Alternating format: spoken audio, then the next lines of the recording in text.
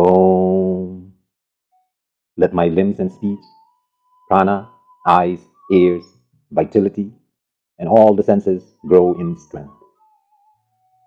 All existence is the Brahman of the Upanishads. May I never deny Brahman, nor Brahman deny me.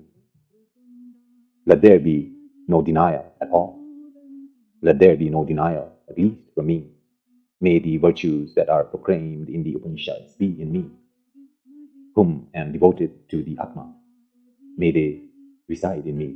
Om, peace, peace, peace.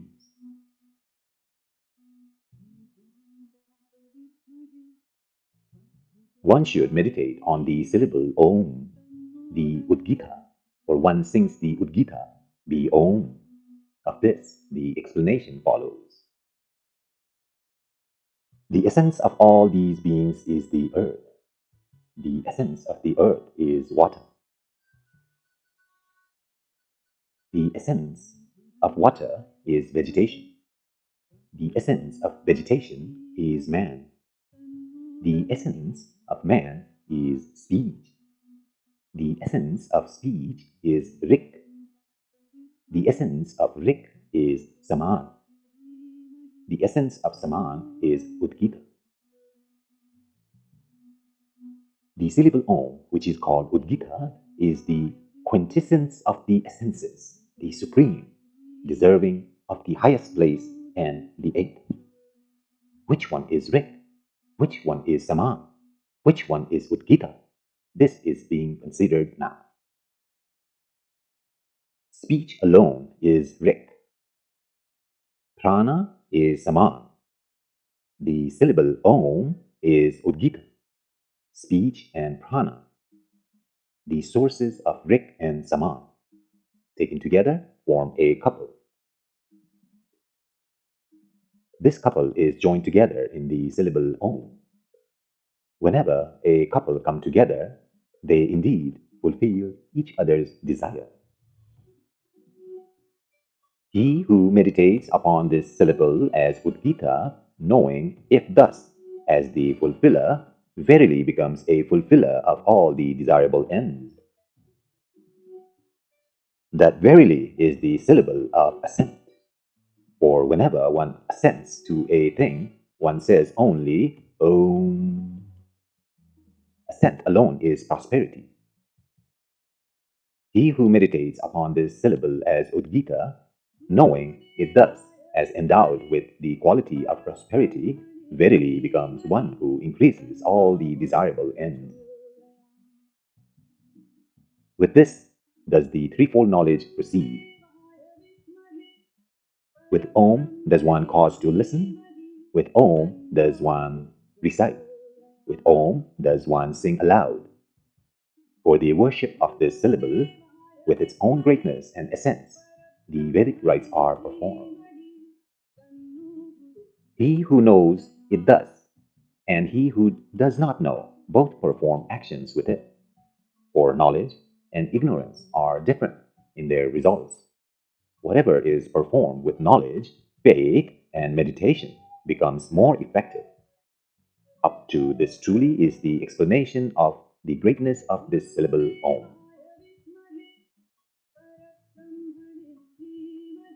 Once upon a time, the gods and the demons, both descendants of Prajapati, were engaged in a fight. In that fight, the gods performed the rites of Udgita, resolving, with this we shall defeat them. Then they meditated on the deity of Prana, connected with the nose, as Udgita. The demons pierced it with evil. Therefore, with it, the nose, one smells both the fragrant and the foul, for it has been pierced with evil. Then they meditated on the deity of speech as Udgita. The demons pierced it with evil. Therefore, with it, one speaks both truth and untruth, for it has been pierced with evil. Then they meditated on the deity of I as Udgita. The demons pierced it with evil. Therefore, with the eye, one sees both the sightly and the unsightly, for it has been pierced with evil. Then they meditated on the deity of air as Udgita. The demons pierced it with evil. Therefore, with the air one hears both the pleasant and the unpleasant, for it has been pierced with evil. Then they meditated on the deity of mind as Udgita. The demons pierced it with evil. Therefore, with the mind, one thinks both good and evil thoughts, for it has been pierced with evil. Then they meditated on the prana in the mouth as Udgita. The demons came in clash with it and were destroyed, just as a lump of clay is destroyed, striking against a hard rock. Thus it is that the prana in the mouth has been destroyed and is pure. Even as a lump of clay striking against a hard rock is destroyed, so will he be destroyed who wishes to do evil to one who knows this, the purity of prana, or who actually endures that knower, for he is like a hard rock.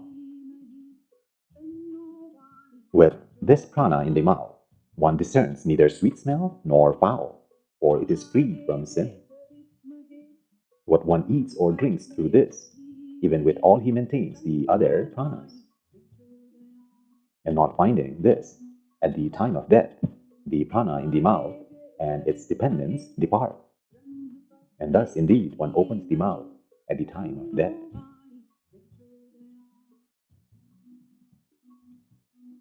Angiras meditated on that prana as Udgita.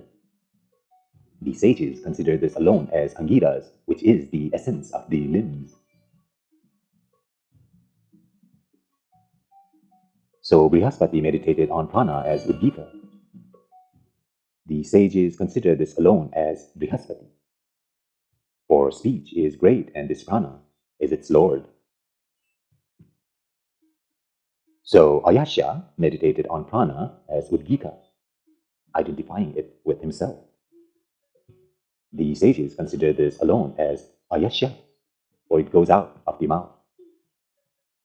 Baka, the son of Daiva, knew it thus, so he became the Udgatir, singer of the sacrificers dwelling in Nainisa. For their sake he sang to fulfill their desires. He who knows it thus and meditates on the Udgita as the syllable Om, looking upon it as prana, certainly becomes the singer and procurer of the desired objects. This is the meditation with reference to the body. Now, the meditation on the Udgita with reference to the gods is described. One should meditate on him who gives heat, the sun, as Udgita. Verily, when he rises, he sings aloud for the sake of all creatures. When he rises, he dispels darkness and fear. Verily, he who knows the sun as being endowed with these qualities becomes the dispeller of darkness and the consequent fear.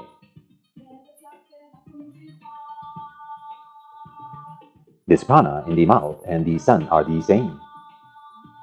This is one and that is one.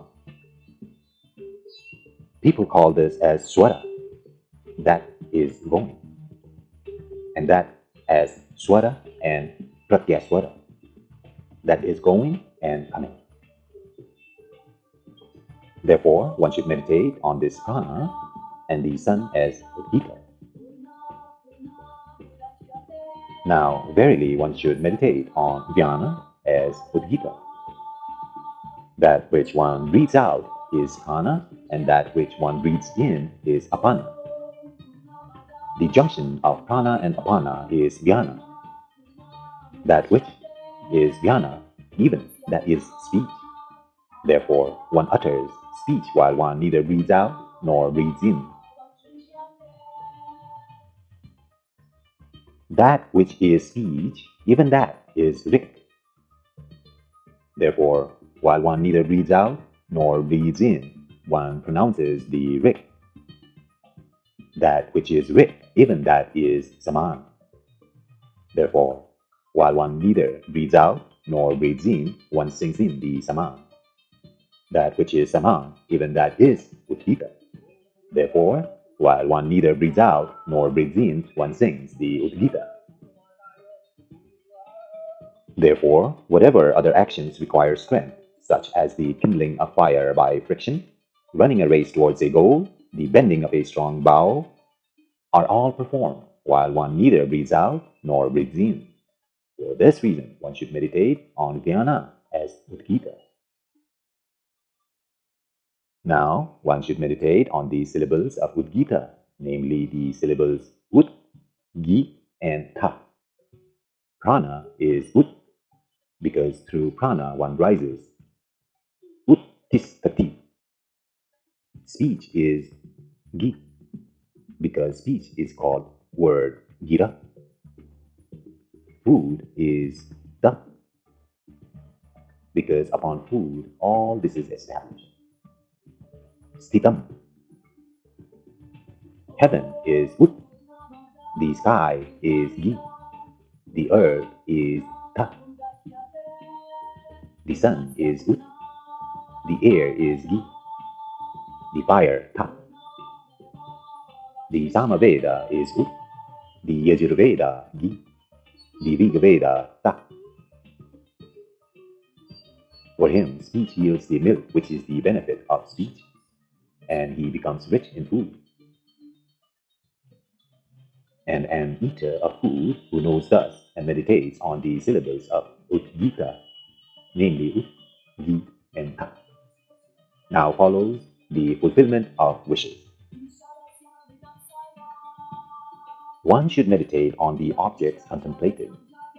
One should reflect upon Saman, by means of which one proceeds to sing the stotra.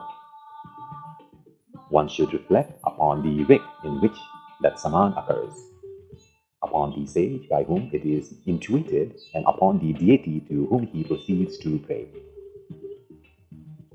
One should reflect upon the meter in which he proceeds to sing a stotra, and he should reflect upon the hymn with which he proceeds to sing it. He should reflect upon the quarter of heaven towards which he proceeds to sing a stotra. Lastly, having thought about himself, he should sing a stotra reflecting upon his desired object, avoiding all faults. Very quickly will be fulfilled for him the desire, desiring which he may sing the stotra, yea, desiring which he may sing the stotra. One should meditate on the syllable Om, the Udgita, for one sings the Udgita beginning with Om. Of this, the explanation follows. Verily, the gods, being afraid of death, took refuge in the three Vedas. They covered themselves with metrical hymns. Because they covered themselves with these, the metrical hymns are called chandas.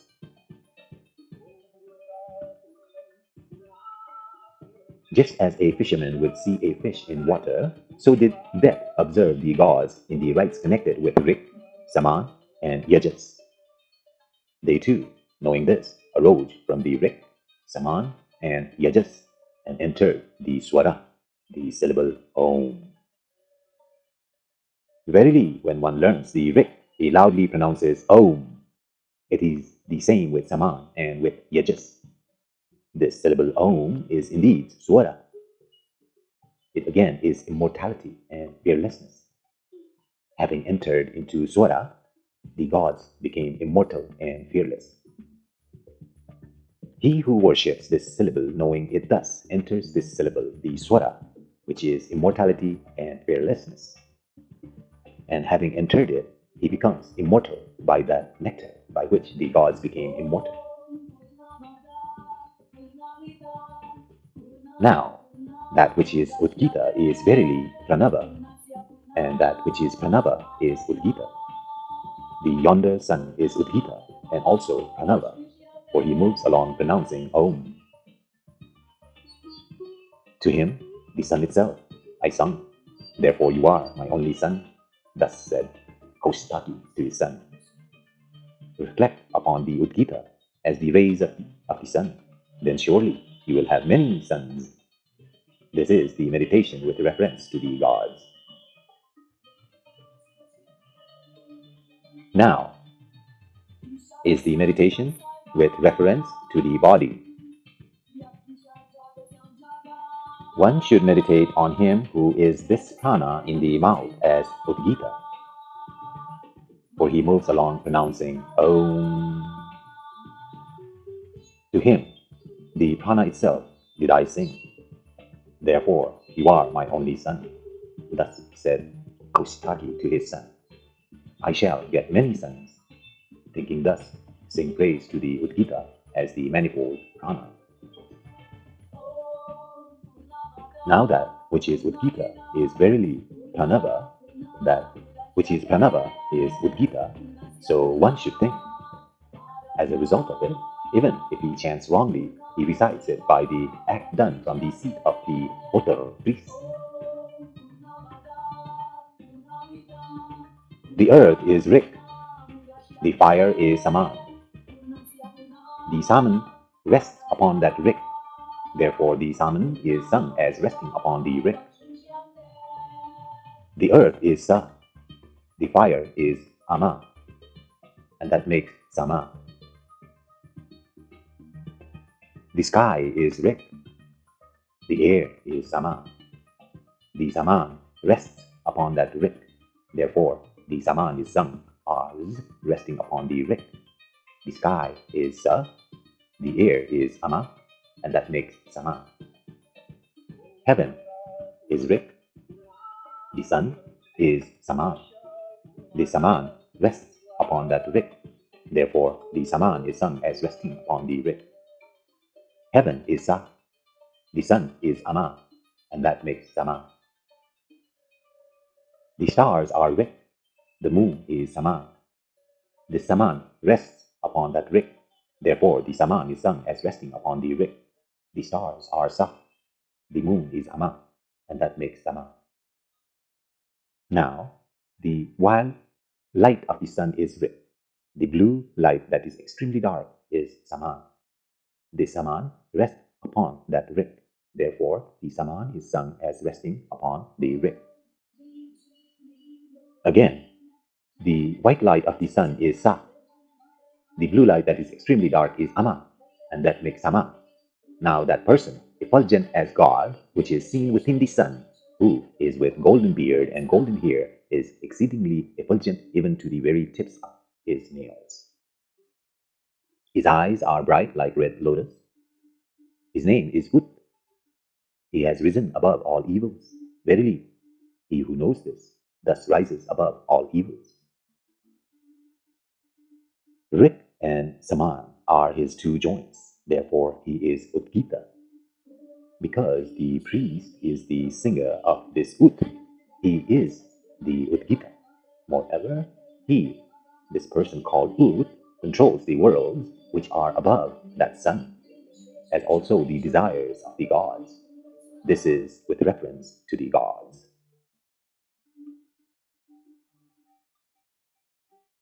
Now is the meditation with reference to the body.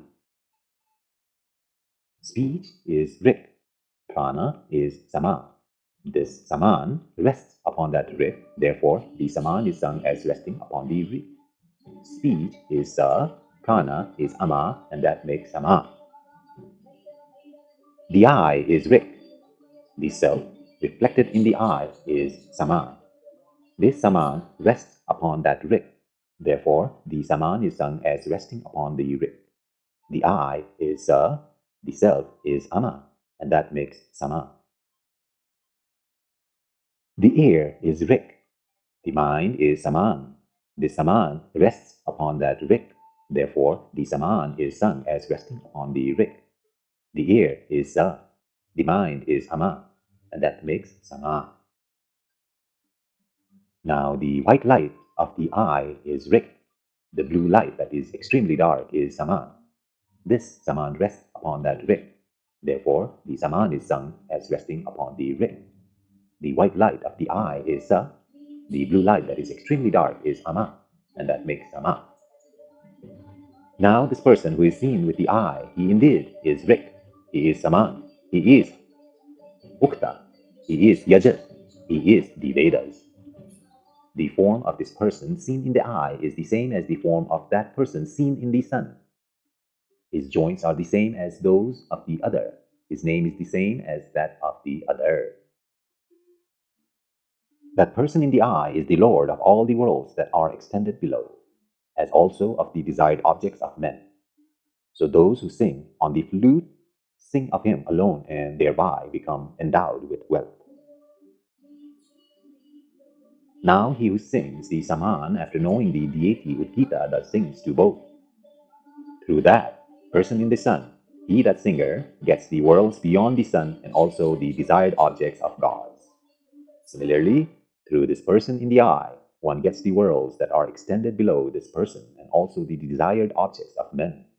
For this reason, the Udgatir priest who knows this should ask the sacrificer, "What desire shall I obtain for you by singing the Saman?" For he alone becomes capable of obtaining desires by singing, who knowing thus sings the Saman. Sings the Saman. In ancient times, there were 3 prophets in Udgita: Silaka, the son of Salavat; Saikityana of the Galbhya family; and Prabhahana, the son of Jivala. They said, "We are proficient in Udgita. If you agree, let us enter on a discussion of Udgita." "Let it be so." Saying this, they sat down. Then Prabhahana Jaivali said, "You too, revered sirs, speak first, and I shall listen to the words of 2 Brahmanas conversing." Then Silaka Salvavatya said to Saikityana Gabya, "If you permit, I shall question you." "Question," said he. Silaka asked, "What is the essence of Sama?" "The tune," said Tabya. "What is the essence of the tune?" "Prana," said Tabya. "What is the essence of prana?" "Food," said Dalbya. "What is the essence of food?" "Water," said Tabya. "What is the essence of water?" "That heavenly world," said Tabya. "What is the essence of the world?" "One cannot carry the Saman beyond the heavenly world," said Tabya. "We locate the Saman in the world of heaven, for Saman is praised as heaven." Then Silaka Salvatya said to Chaitanya, "Dalbya, oh Dalbya, your Saman is not indeed established. If someone were to say, 'Your head shall fall down,' surely your head would fall down."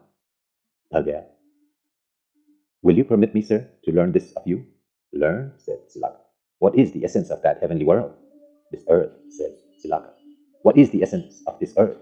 "One cannot carry the Saman beyond this world as it is support," said Silaka.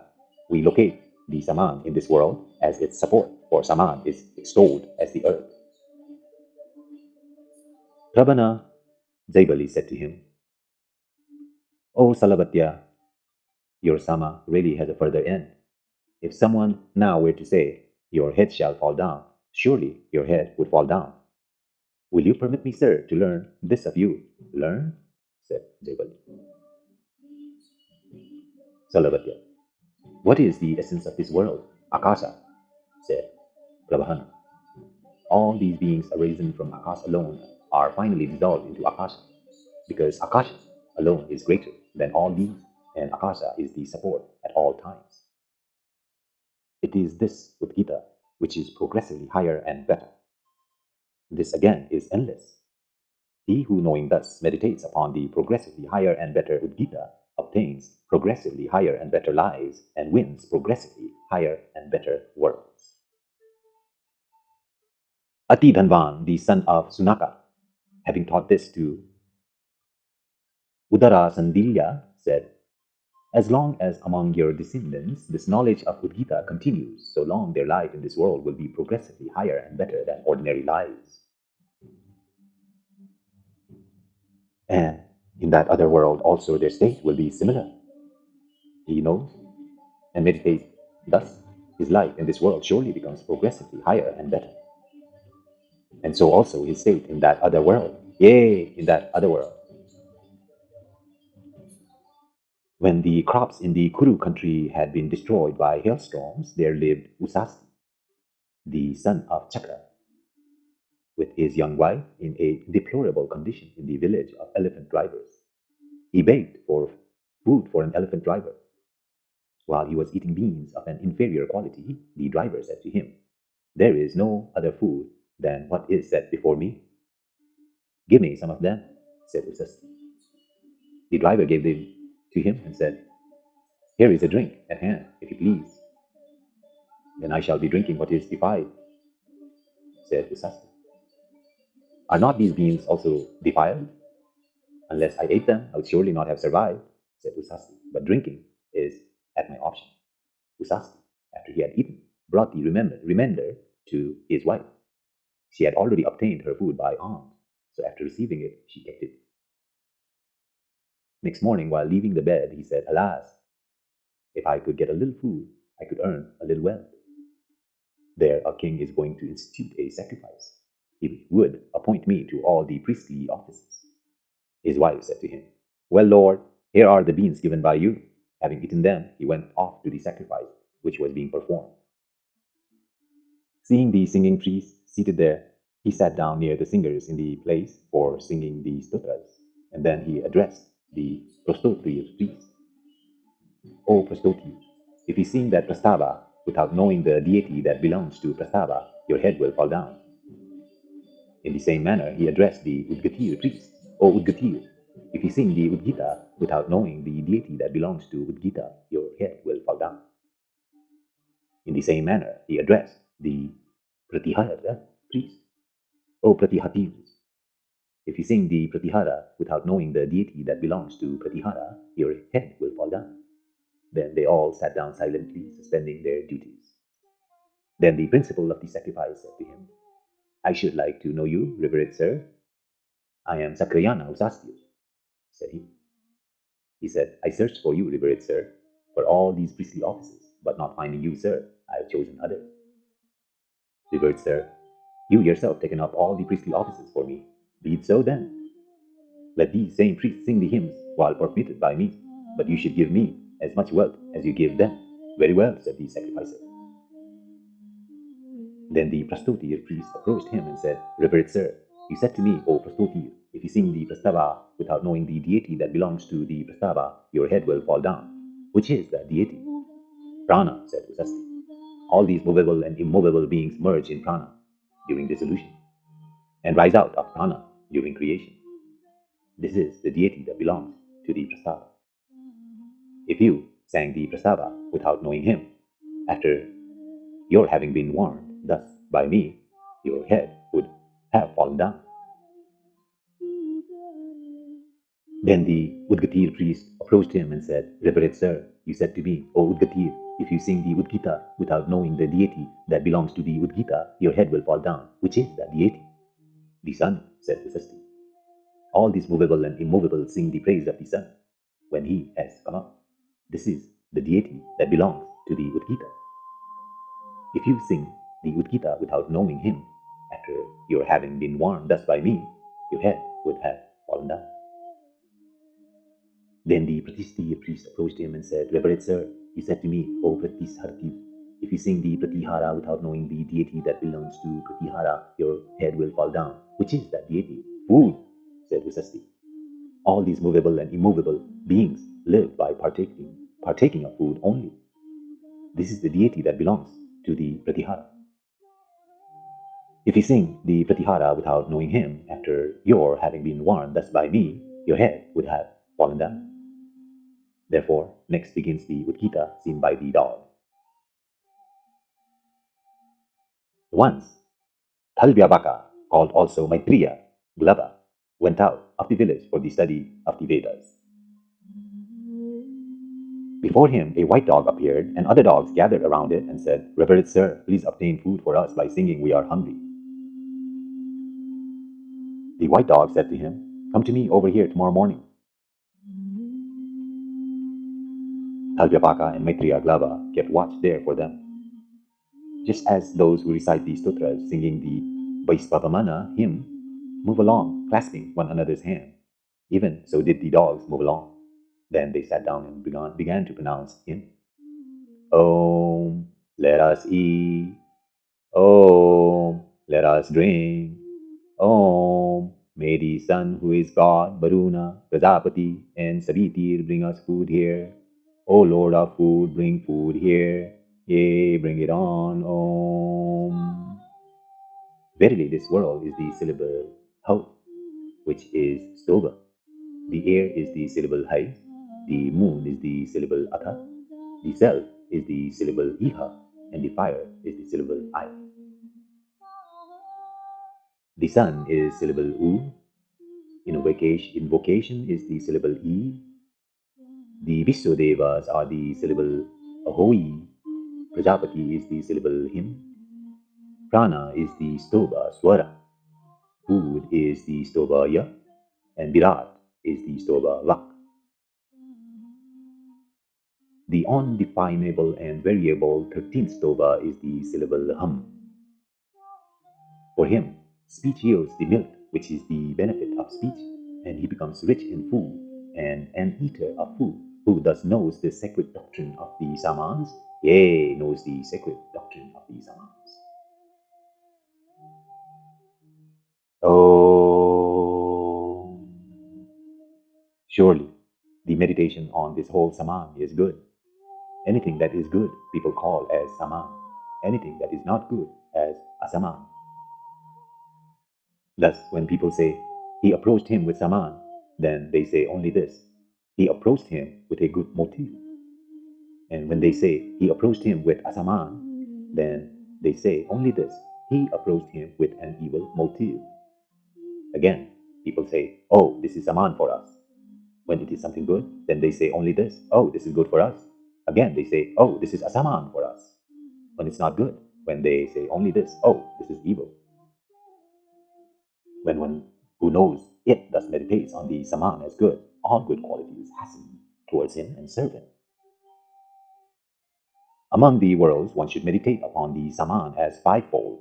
The earth is the syllable Him, the fire is Prasava, the sky is Udgita, the sun is Pratihara, and heaven is Nidhana. Thus, this meditation pertains to the higher worlds.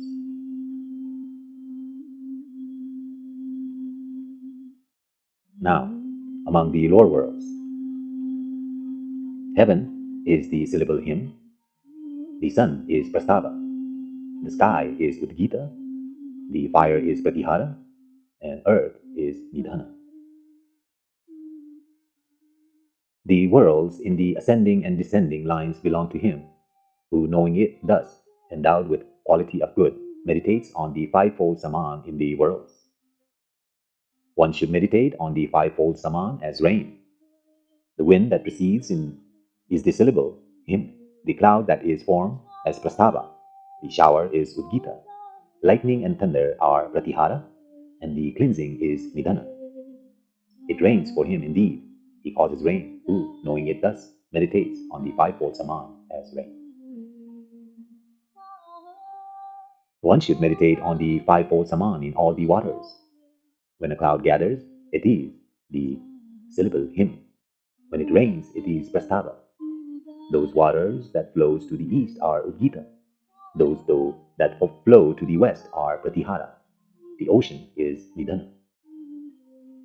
He who, knowing it thus, meditates on the fivefold Saman in all the waters, does not drown in water and becomes rich in water. One should meditate on the fivefold Saman as the seasons. The spring is the syllable Him. The summer is Prastava. The rainy season is Udgita. The autumn is Pratihara. And the winter is Nidhana. He who, knowing it thus, meditates on the fivefold Saman in the seasons, him the seasons serve, and he becomes rich in seasons. One should meditate on the fivefold Saman as the animals. The goats are the syllable Him, the sheep are Prastava, the cows are Udgita, the horses are Pratihara, and the man is Nidhana. He who, knowing it this, meditates on the fivefold Saman in animals, to him animals belong, and he becomes rich in animals. One should meditate on the progressively higher and better fivefold Saman as the senses. The organ of smell is the syllable Him. The organ of speech is Prastava. The eye is Udgita, the ear is Pratihara, and the mind is Nidhana. Verily, these are progressively higher and better. He who, knowing it thus, meditates on the fivefold Saman, progressively higher and better in the senses, to him belong progressively higher and better lives, and he wins even higher and better worlds. So much for the meditation on the fivefold Saman.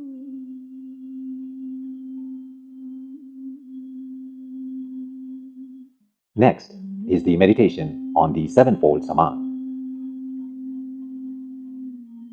One should meditate on the sevenfold Saman as speech. Whatever in speech is hum, that is the syllable him. Whatever is pra, that is prastava. Whatever is a, that is adi, the first. Whatever is ut, that is utkita. Whatever is prati, that is pratihara. Whatever is upa, that is upadrava. And whatever is ni, that is nidana. He who, knowing it thus, meditates on the sevenfold Saman as speech, for him speech yields milk, its appropriate benefits, and he becomes rich in food and an eater of food. Next, one should meditate upon the sevenfold Saman as the yonder sun. He is the Saman because he is always the same. He is the Saman because he is the same to all. For each one thinks, he faces me, he faces me. One should know that all these beings are dependent on him. What is before raising, that is himkara. On this, the animals are dependent, as they participate in the himkara part of the Saman. Do they utter him before sunrise? Then the form of the sun when it has just risen, that is prastava. On this, men are dependent. As they participate in the prastava part of the Saman, so are they desirous of praise, direct and indirect. And the form of the sun as it appears at the time of the assembling of its rays, that is adi. On this, the birds are dependent. As they participate in the adi part of the Saman, so do they hold themselves unsupported in the sky and fly about. Next, the form of sun that appears just at midday, that is Udgita. On this, the gods are dependent. As they participate in the Udgita part of the Saman, so are they the best among the offsprings of Prajapati. Next, the form of the sun that appears just after midday and before afternoon, that is Pratihara. On this, the fetuses are dependent. As they participate in the Pratihara part of the Saman, so are they held up in the womb, and they do not fall down. Next, the form of the sun that appears when it is past afternoon and before sunset, that is Upadrava. On this, the wild animals are dependent, as they participate in the Upadrava part of this Saman. So do they, when they see a man, run away to the forest as to a place of safety. Now, the form of the sun that appears just after sunset, that is Nidhana. On this, the fathers are dependent, as they participate in the Nidhana part of this Saman, so people lay them aside. Now, verily, one should meditate on the sevenfold Saman, which has all its parts similar, and which leads beyond that. Himkara has 3 syllables. Prastava has 3 syllables, so they are equal to each other. Adi has 2 syllables. Pratihara has 4 syllables. We take 1 syllable from Pratihara to Adi, so they are equal to each other. Udgita has 3 syllables. Upadrava has 4 syllables. 3 and 3 becomes equal. 1 syllable is left over. That really is 3-syllabic, so it also becomes equal. Nidana has 3 syllables, and this too is equal to others. These indeed are the 22 syllables of the sevenfold Saman. He who, knowing this Saman, thus as good, meditates on the sevenfold Saman, which has all its parts similar and which leads beyond that, reaches the sun by the number 21, or counting from this world as the yonder sun is verily the 21st. With the remaining 22nd syllable, he conquers the world beyond the sun. The world is of the nature of bliss and is free from misery. That is, he obtains victory over the sun, and then a victory still higher becomes his who meditates on the sevenfold Saman. The mind is Himkara, the speech is Prastava, the eye is Udgita, the ear is Pratihara, and the prana is Nidhana. This is the Gayatra Saman, woven in the prana and the senses. He who thus knows this Gayatri Saman as woven in the prana and the senses becomes the possessor of perfect senses. reaches the full length of life, lives gloriously, becomes great with offspring and cattle, and great also with fame. His holy vow is that he should be high-minded. One rubs, that is Himkara. The smoke is produced, that is Prastava. It blazes, that is Udgita. The embers are formed, that is Pratihara. It goes down, that is Nidana. It is completely extinguished, that is Nidana. This is the Ratantara Sama woven in fire. He who thus knows this Ratantara Sama as woven in fire becomes radiant with the holy effulgence, born of sacred wisdom, is endowed with good appetite, and reaches the full length of life, lives gloriously, becomes great with offspring and cattle, and great also with fame. His holy vow that he should not neither sit nor split facing the fire. The Vamadeva Saman is woven in a couple. He who thus knows this Vamadeva Saman as woven in a couple becomes one of the couples and procreates. He reaches the full length of life, lives gloriously, and becomes great with offspring and cattle, and also great with fame. His holy vow is that he should not despise any women. The rising sun is Himkara. The risen sun is Prastava. The midday sun is Udgita. The sun in the afternoon is Pratihara, and the settling sun is Nidana. This is the Brihat Saman woven in the sun. He who knows thus this Brihat Saman as woven in the sun becomes refulgent and endowed with good appetite, reaches the full length of life, lives gloriously, becomes great with offspring and cattle, and also with fame. His holy vow is that he should not find fault with the burning sun. The white clouds gather, that is Himkara. The rain-bearing cloud is formed, that is Prastava. It rains, that is Udgita. It flashes and thunders, that is Pratihara. It ceases, that is Nidana. This is the Vairupa Saman woven in rain cloud. He who thus knows this Virupa Saman as woven in the rain cloud acquires cattle of handsome and manifold forms, reaches the full length of life, lives gloriously, becomes great with offspring and cattle, and great also with fame. His holy vow is that he should not find fault with the rain cloud when it rains. The spring is Himkara, the summer is Prastava, the rainy season is Udgita, the autumn is Pratihara, and the winter is Nidana. This is the Vairaja Saman woven in these seasons. He who thus knows this Vairaja Saman as woven in the seasons shines with offspring, cattle, and holy effulgence born of sacred wisdom, reaches the full length of life, lives gloriously, becomes great with offspring and cattle, and great also with fame. His holy vow is that he should not find fault with these seasons. The earth is Himkara, the sky is Prastava, heaven is Udgita, the water are Pratihara, and the ocean is Nidana. This is Sattvari Saman woven in the worlds. He who thus knows this Sattvari Saman woven in the worlds becomes the possessor of the worlds, reaches the full length of life, lives gloriously, becomes great with offsprings and cattle, and great also with fame. His holy vow is that he should not find fault with the worlds.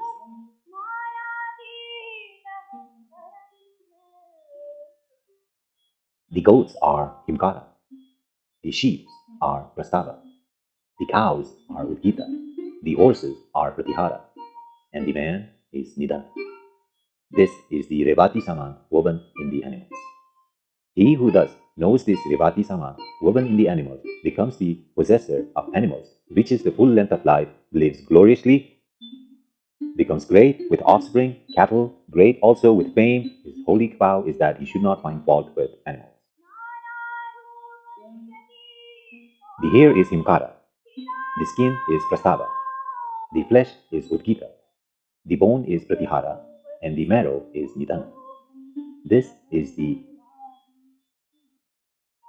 Yagna Niya Saman woven in the limbs of the body. He who thus knows this Yagna Niya Saman woven in the limbs of the body is endowed with all the limbs and is not crippled in any limbs.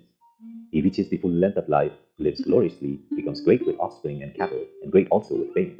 His holy vow is that he should not eat fish and meat for a year, or rather, he should not eat fish and meat at all. Fire is Himkara, air is Prastava, the sun is Udgita, the stars are Pratihara, and the moon is Nidana. This is Rajana Saman woven in the deities. He who knows thus knows this Vijñana Saman, woven in the deities, abides in the same world of, or gets the same prosperity as these very deities, or attains union with them. He reaches the full length of life, lives gloriously, and becomes great with offspring and cattle, and great also with fame.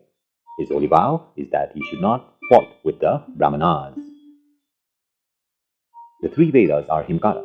The three worlds are Prastava. Fire, air, and the sun are Udgita.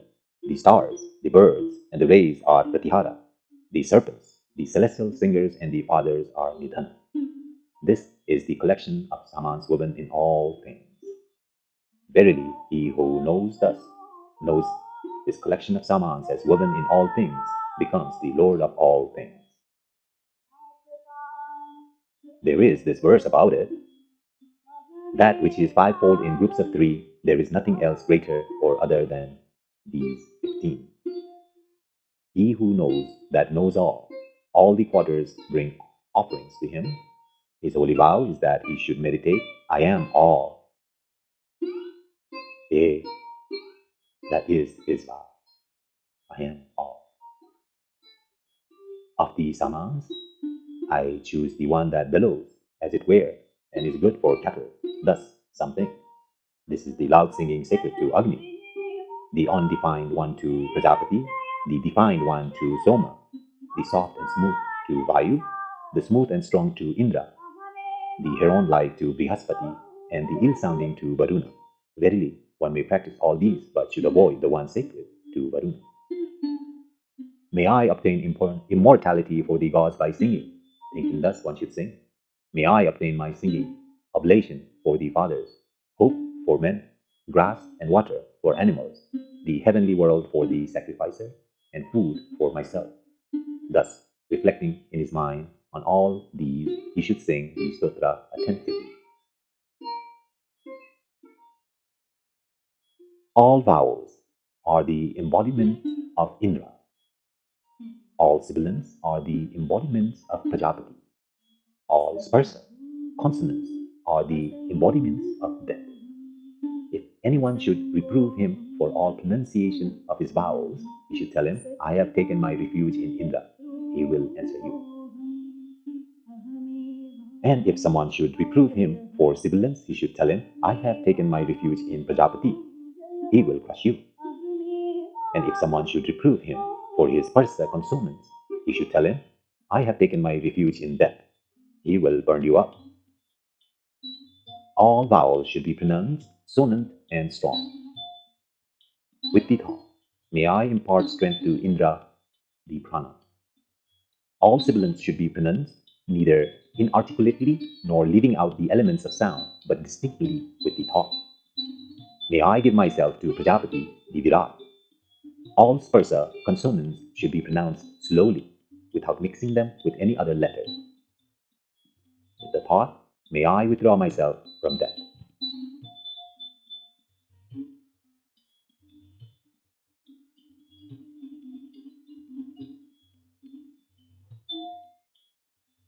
Three are the branches of religious duty: sacrifice, study, and gifts. These are the first. Austerity alone is the second. And the celibate student of sacred knowledge, who lives in the house of the teacher, throughout his life, mortifying his body in the teacher's house, is the third. All these become possessors of meritorious worlds, but he who is established firmly in Brahman attains immortality. Prajapati brooded on the worlds. From them, thus brooded upon, issued forth the threefold Veda as their essence. He brooded on these. From this, thus brooded upon, issued forth the syllable Ru, Ruva, and Swaha. He brooded on them. From them, thus brooded upon, issued forth as their essence the syllable Om, Brahman. Just as all the parts of the leaf are permeated by the ribs of the leaf, so are all the words permeated by the syllable Om. Verily, the syllable Om is all this. Yea, the syllable Om is verily all this. The expounders of Brahman say, the morning libation is of the Vasus, The midday libation is of the Rudras, and the third libation is of the Adityas, and of the Visudevas, where is the world of the sacrificer. How can he who does not know this perform sacrifices? It is only after knowing this that he should perform sacrifices. Before the commencement of the morning chant, the sacrificer sits down behind the Garapatya fire, facing the north, and sings the Saman sacred to the Vasus. O fire, open the door of this world that we may see you for obtaining the kingdom. Then he offers the oblation with the mantra. Salutations to fire who dwells in the region of the earth. Obtain the region for me, the sacrificer. This region, indeed, is to be obtained by the sacrificer. At the end of duration of this life, I, the sacrificer, am willing to come here. Swaha. Unbar the door of reason. Saying this, he gets up. As a result, the Vasus grant him the reason connected with the morning libation. Before the starting of the midday libation, the sacrificer sits down behind the Agni Driya fire, facing the north, and sings the Saman sacred to the Rudras. O fire, open the door of the region of the sky that we may see you for obtaining the sovereignty of the sky. Then he offers the oblation with the mantra. Salutations to you, Vayu, who dwell in the region of the sky. Obtain this region for me, the sacrificer. This region, indeed, is to be obtained by the sacrificer. At the end of the duration of his life, I, the sacrificer, am willing to go there. Swaha. Unbar the door of the region. Saying this, he gets up. As a result, the Rudras grant him the region of the sky connected with the midday libation. Before beginning the third libation, the sacrificer sits down behind the Ahavaniya fire, facing the north, and sings the Saman sacred to the Adityas and the one sacred to the Visudevas. O fire, open the door of the region of heaven that we may see you for obtaining the sovereignty of heaven. This is the Saman sacred to the Adityas. Next is the one sacred to the Visudevas. O fire, open the door of the region of heaven that we may see you for obtaining the supreme sovereignty. Then the sacrificer offers the oblation with the mantras. Salutation to the Adityas and to the Visudevas, the inhabitants of the region of heaven. Obtain the region of heaven for me, the sacrificer. This region indeed is to be obtained by the sacrificer. At the end of the duration of this life, I, the sacrificer, am willing to go there. Swaha. Unbar the door of the region. Saying this, he gets up. The Adityas and the Visudevas grant him the region appropriated to the third libation. He alone knows the real character of the sacrifice, who knows thus. Om. The yonder sun indeed is the honey of the gods. Of this honey, heaven is the crossbeam, the sky is the honeycomb, and the water particles in the rays are the eggs. The eastern rays of the sun are its eastern honey cells, the riks are the bees, the ritual of the Rig Veda is the flower, and those waters are the nectars. Those very riks, the bees, pressed this Rig Veda from it, thus pressed, issued forth as juice, fame, splendor of limbs, alertness of the senses, virility, and food for eating. That juice flowed forth, it settled by the side of the sun. Verily, that it is that appears as the red hue of the sun. And its southern rays are its southern honey cells. The yajas verses are the bees, the Yajurveda is the flower, and those waters are the nectar. Those very yajas verses press this Yajurveda, and from it thus pressed issued forth as juice, fame, splendor of limbs, alertness of the senses, verily, virility, and food for eating. It flowed forth, it settled by the side of the sun. Verily, this is that appears as the white hue of the sun. And its western rays are its western honey cells. The Samans are the bees, the Sama Veda is the flower, and those waters are the nectar. Those very Samans press the Sama Veda. From it thus pressed issued forth as juice, fame, splendor of limbs, alertness of the senses, virility, and food for eating. It flowed forth, it settled by the side of the sun. Verily, this it is that appears as the black hue of the sun. And its northern rays are its northern honey cells. The mantras of the Atharva Veda are the bees, the Itihasa and the Purana are the flower, and those water are the nectar. Those mantras of the Atharva Veda press this Itihasa Purana. From it, thus pressed, issued forth as juice, fame, splendor of limbs, alertness of the senses, virility, and food for eating. It flowed forth, it settled by the side of the sun. Verily, that it is that appears as deep black hue of the sun. And its upper rays are its upper honey cells. The secret teachings are the bees. Brahman, Pranava, is the flower. Those waters, the results of meditation on the Pranava, are the nectar. Those secret teachings pressed this Pranava. From it, thus pressed, issued forth as juice, fame, splendor of limbs, alertness of the senses, virility, and food for eating. It flowed forth, it settled by the side of the sun. Verily, that it is that appears as the quivering in the middle of the sun. Verily, these hues are the juice of the juices, for the Vedas are the essences, and these are their essence. These hues indeed are the nectar of the nectars, for the Vedas are the nectar, and these are their nectar. That which is the first nectar, the red form, that verily Vasus enjoy with Agni as their leader, that gods indeed neither eat nor drink, only with seeing this nectar are they satisfied. They enter into this very form, color, and out of this form they emerge. He who knows thus this nectar becomes one of the Vasus, and with Agni as the leader is satisfied only with seeing this nectar. He enters this very form, and out of this form he emerges. As long as the sun rises in the east and sets in the west, so does it retains the sovereignty and the heavenly kingdom similar to that of the Vasus. And that which is second nectar, the white form, that verily the Rudras enjoy with Indra as their leader. The gods indeed neither eat nor drink, only with seeing this nectar are they satisfied. They enter into this very form, and out of this form they emerge. He who knows thus this nectar becomes one of the Rudras, and with Indra as the leader is satisfied only with seeing this nectar. He enters into this very form, and out of this form he emerges. As long as the sun rises in the east and sets in the west, even twice so long does he, the sun, rise in the south and set in the north, and even so long does he retain the sovereignty and the heavenly kingdom of the Rudras. And that which is third nectar, the black form, that verily the Adityas enjoy with Varuna as their leader. The gods, indeed, neither eat nor drink. Only with seeing this nectar are they satisfied. They enter into this very form, and out of this form they emerge. He who knows thus this nectar becomes one of the Adityas, and with Varuna as the leader is satisfied with only seeing this nectar. He enters into this very form, and out of this form he emerges.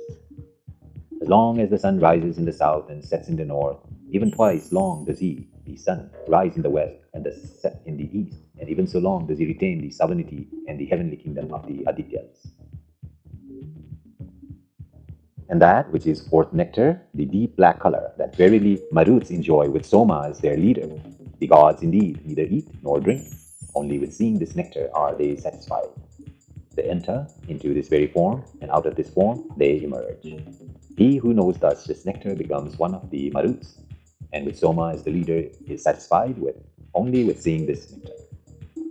As long as the sun rises in the west and sets in the east, even twice as long does he, the sun, rise in the north and set in the south, and even so long does he retain the sovereignty and the heavenly kingdom of the Maruts. And that which is the fifth nectar, the quivering form within the sun, that verily the Satyas enjoy the Pranava as their leader. The gods indeed neither eat nor drink, only with seeing this nectar are they satisfied. They enter into this very form, and out of this form they emerge.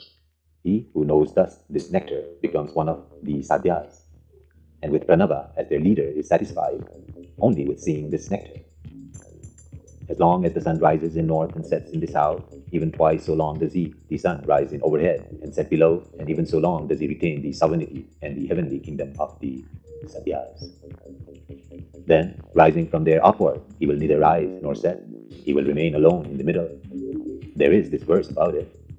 Never does this happen there. Never did the sun set there, nor did it rise. O gods, by this, my assertion of the truth, may I not fall from Brahma. Verily for him the sun neither rises nor sets. He who thus knows this secret of the Vedas, for him there is perpetual day. Hiranyagarbha imparted this doctrine of honey to Prajapati, Prajapati to Manu, and Manu to his progeny. And the father told his eldest son, Udalaka, Aruni, this very knowledge of Brahman. A father may declare to his eldest son or to any other worthy disciple this very knowledge of honey, and not to anyone else, even if one should offer him these seagirt earth filled with wealth. This doctrine is certainly greater than that. It certainly is greater than that. Gayatri, indeed, is all this, whatever being exists. Speech, indeed, is Gayatri, for speech indeed sings and removes fear of all this that exists. That which is this Gayatri, even that is this earth, for on this earth are all the beings established, and they do not transcend it. That which is earth as Gayatri, even that is this body in respect of the person. For these senses are indeed established in this body, and they do not transcend it. That which is the body in respect of a person, even that is identical with the heart within this body. For these senses are indeed established in it, and they do not transcend it. This well-known Gayatri is four-footed and six-fold. The Gayatri Brahman is thus expressed in the following writ. Such is the greatness of this Brahman called Gayatri. The person is even greater than this. All this world is a quarter of him. The other 3/4 of his constitute immortality in heaven. That which is designated as Brahman, even that is this Akasha outside the body. That which is the Akasha outside the body, even that is Akasha inside the body. That which is the Akasha inside the body, even that is this Akasha within the lotus of the heart. This Brahman is all filling and unchanging. He who knows Brahman thus gets all fulfilling and unchanging prosperity.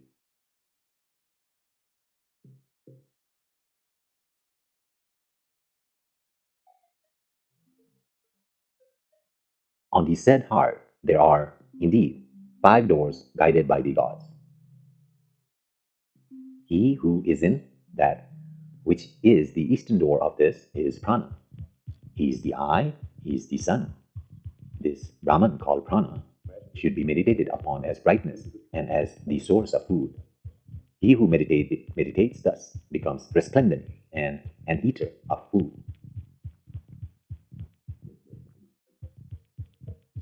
He who is in that which is the southern door of this heart is Jnana. He is the air, he is the moon. This Brahman called Jnana should be meditated upon as prosperity and fame. He who meditates thus becomes prosperous and famous. And he who is in that which is the western door of the heart is Apana. He is speech. He is fire. This Brahman called Apana should be meditated upon as the holy effulgence born of sacred wisdom and as the source of food. He who meditates thus becomes radiant with the holy effulgence born of sacred wisdom and also an eater of food. And he who is in that which is the northern door of this heart is Samana. He is the mind. He is Parjanya, the rain god. This Brahman called Samana should be meditated upon as fame and grace. He who meditates thus becomes famous and graceful. And he who is in that which is the upper door of this heart is Udana. He is the air. He is the Akash. This Brahman called Udana should be meditated upon as strength and nobility. He who meditates thus becomes strong and noble. These verily are the 5 persons under Brahman, the sentinels of the heavenly world. He who adores thus these 5 persons under Brahman, the sentinels of the heavenly world, in his family is a hero born. He who adores thus these 5 persons under Brahman, the sentinels of the heavenly world, reaches the heavenly world.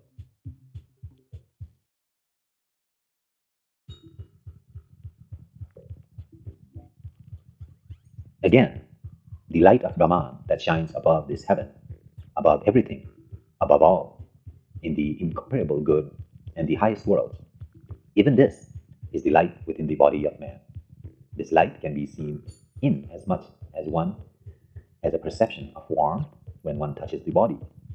It can be heard in as much as, on closing the ears, one hears something like the sound of a chariot, or the bellowing of a bull, or the sound of blazing fire. One should meditate on the light as seen and heard. One who meditates on this thus becomes beautiful and illustrious. Yea, one who meditates thus. Verily, all this universe is Brahman. From him do all things originate. Into him do they dissolve, and by him are they sustained. On him should one meditate in tranquility. For as is one's fate, such indeed one is, and as is one's fate in this world, such one becomes on departing hence. Let one therefore cultivate faith.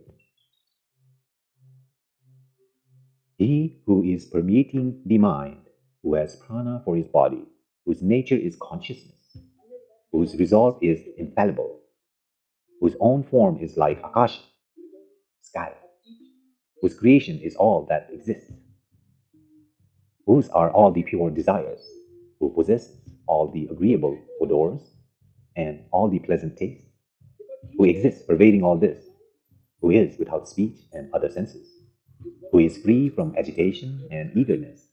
This, my Atma, residing in the lotus of my heart, is smaller than a grain of paddy, smaller than a barley corn, smaller than a mustard seed, smaller than a grain of millet or that kernel of a grain of millet. This, my Atma, residing in the lotus of my heart, is greater than the earth, greater than the sky, greater than heaven, greater than all these worlds. He whose creation is all that exists, whose are all the pure desires, who possesses all the agreeable odors and all the pleasant tastes, who exists pervading all this, who is without speech and other senses, who is free from agitation and eagerness. He is my Atma, residing in the lotus of my heart. He is Brahman. One departing hence, I shall attain to his being. He alone who possesses this faith and has no doubt about it will obtain the result. Thus declared Sandaliya. Yay, Sandaliya! The chest, that is the universe, having the sky as its hollow and earth for its curved bottom, does not decay. The quarters are indeed its corners and heaven its upper lid. This well-known chest is the container of wealth. All things rest in it. On that chest, the eastern quarter is named Juhu. The southern is named Sahamana. The western is named Rajni. And the northern is named Subhata. The air is their cap. He who knows this, air, the cap of the quarters, thus as immortal, never weeps in mourning for his son.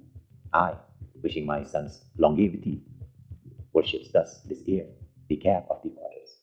May I never weep to mourn my son. I take refuge in the imperishable chest for such and such and such. I take refuge in prana for such and such and such. I take refuge in bhuva for such and such and such. I take refuge in bhuva for such and such and such. I take refuge in swaha for such and such and such. When I said I take refuge in prana, it was because all these beings, whatsoever exist, are indeed prana.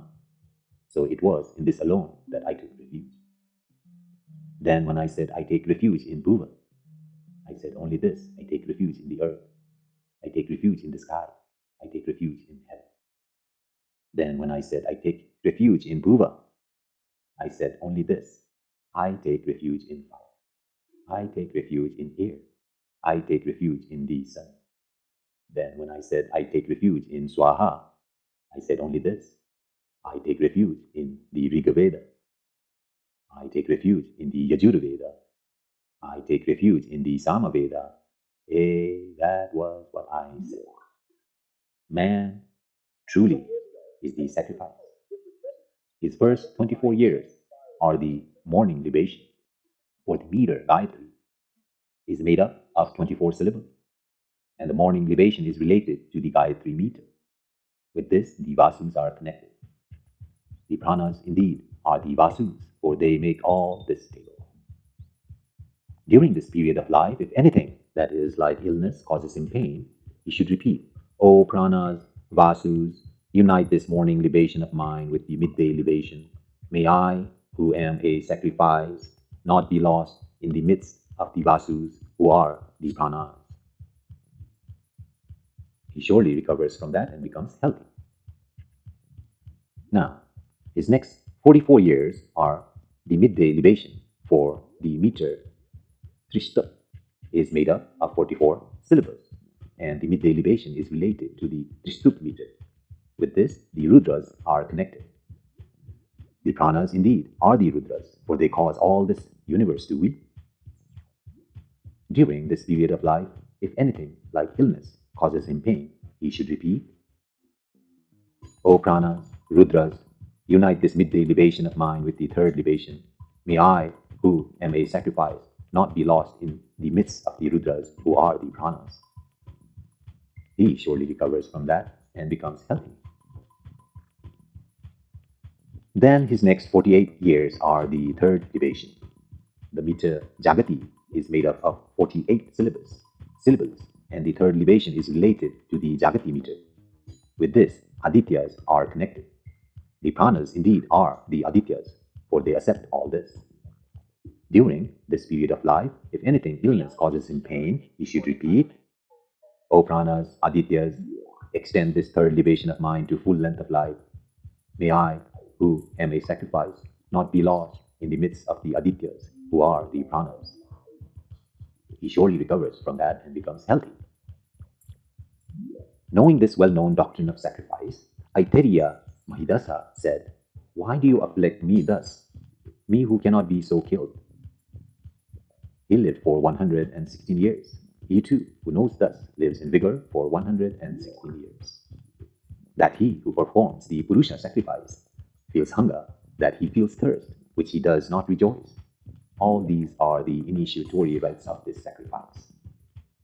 And that he eats, that he drinks, that he rejoices, all these approach upasadas. And he laughs, and he eats, and he behaves as one of a couple. All these approach stotra and sastra. And his austerity, gifts, uprightness, non-violence, and truthfulness, all these are the largis of the sacrifice. Therefore, people say, Sosyati will procreate, and Asosta has procreated. Again, that is the procreation of this, and that is Apagrita Bhat. Ghora Angirasa expounded this well-known doctrine to Devaki's son Krishna and said, Such a knower should, at the time of death, repeat this triad. Thou art the imperishable, thou art unchangeable, thou art the subtle essence of prana. On hearing the above, he became thirstless. These are these two Rik stanzas in regard to this. Those knowers of Brahman who have purified their mind through the withdrawal of the senses and other means like Brahmacharya see everything the day like the supreme light of the Ancient One who is the seed of the universe, the light that shines in the effulgent Brahman. May we, too, having perceived the highest light which dispels darkness, reach it. Having perceived the highest light in our own heart, we have reached that highest light, which is the dispeller of water, rays of light, and the pranas, shining in all gods. Yea, we have reached that highest light.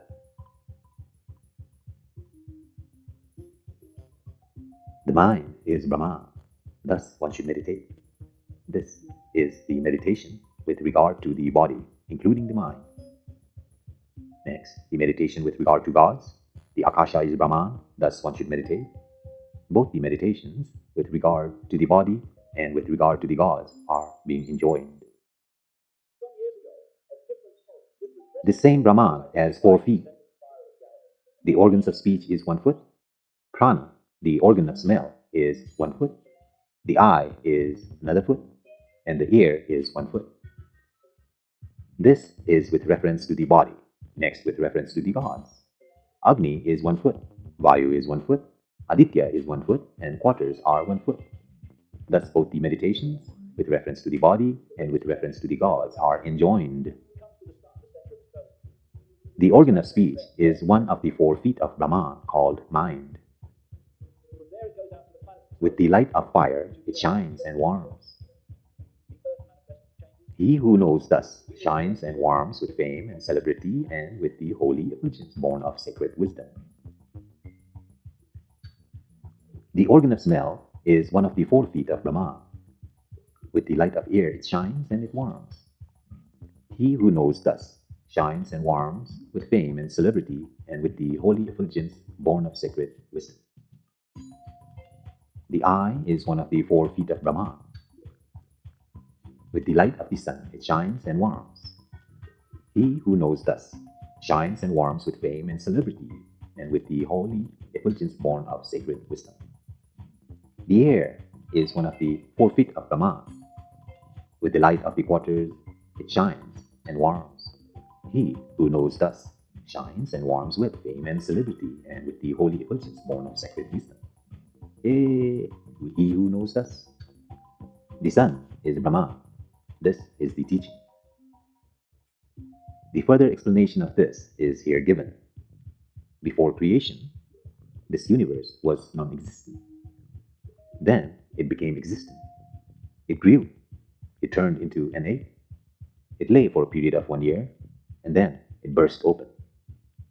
Of the 2 halves of that eggshell, one was of silver and the other of gold.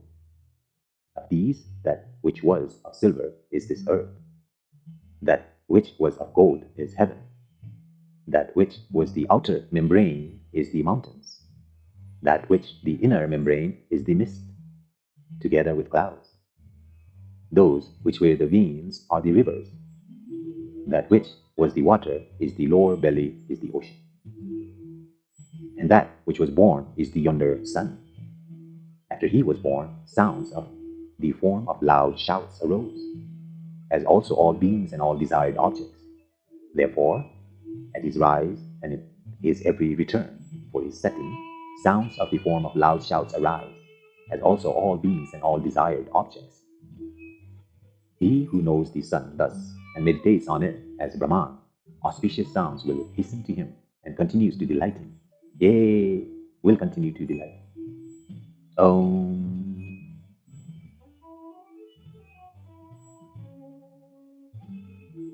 There lived Janasruti Patroyana, who made gifts with respect, who gave liberally, and who had much food cooked for others. He built rest houses all around, thinking, everywhere people will eat of my food. Once, at night, the swans flew along. Then one swan addressed another swan thus: Ho ho, O Vailaksha! Vailaksha, the effulgence of Janasruti Patroyana has spread like the heaven. Do not come in touch with it, lest it should scorch you. Vailaksha replied to him, Lo, how could you so describe him as if he were Raikava with the cart? Of what sort is Raikava with the cart? Just as all the lower caste of the dice go over to one who has won the Krita caste, so does go over to Raikva whatsoever good the creatures do.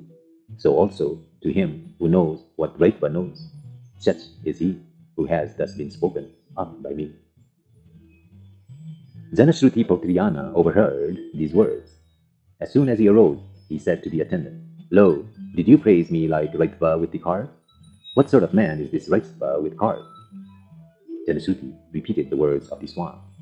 Just as all the lower castes of the dice go over to one who has won the Krita caste, so does go over to Raikva whatever good the creatures do, and so also to him who knows what Raikva knows. Such is he who has thus been spoken of by me. The attendant, having searched for him, came back thinking, I could not find him. Janasruti said to him, Well, where the knower of Brahman should be searched for, there search for him. After searching, he came to a man sitting under a cart and scratching eruptions on his skin, and sitting near him asked him, Revered sir, are you Raikva with the cart? Well, fella, yes I am, he admitted. Thinking I have found him, the attendant returned. On hearing this, Janasruti Vijñana took him 600 cows, a gold necklace, and a chariot drawn by mules, and went to Raikva and addressed him thus: O Raikva, here are for you these 600 cows, this gold necklace, and this chariot drawn by mules. Now, revered sir, instruct me about the deity whom you worship. The other man answered him thus: O Sudra, let this gold necklace together with chariot and the cows remain with you. Thereupon Janasuti Vijñana again took him, with him 1,000 cows, a gold necklace, a chariot drawn by mules, and his daughter, and went over to Raikva. Janasuti said to him, O Raikva, here are for you these 1,000 cows, this gold necklace, this chariot drawn by mules, this wife, and this village in which you reside. Now, revered sir, please instruct me. Taking that princess to be the portal for the conveying of knowledge, Raikva said, O Sudra, you have brought all these. Even by this means, the princess, you will make me talk. The king gave away to him all these villages in the Mahavrisha country known as Ratvaparna, where Raikva lived. Raikva said to him, Air indeed is the absorber, for when a fire goes out, it is in the air that it merges. Where the sun sets, it is in the air that it merges. When the moon sets, it is in the air that it merges.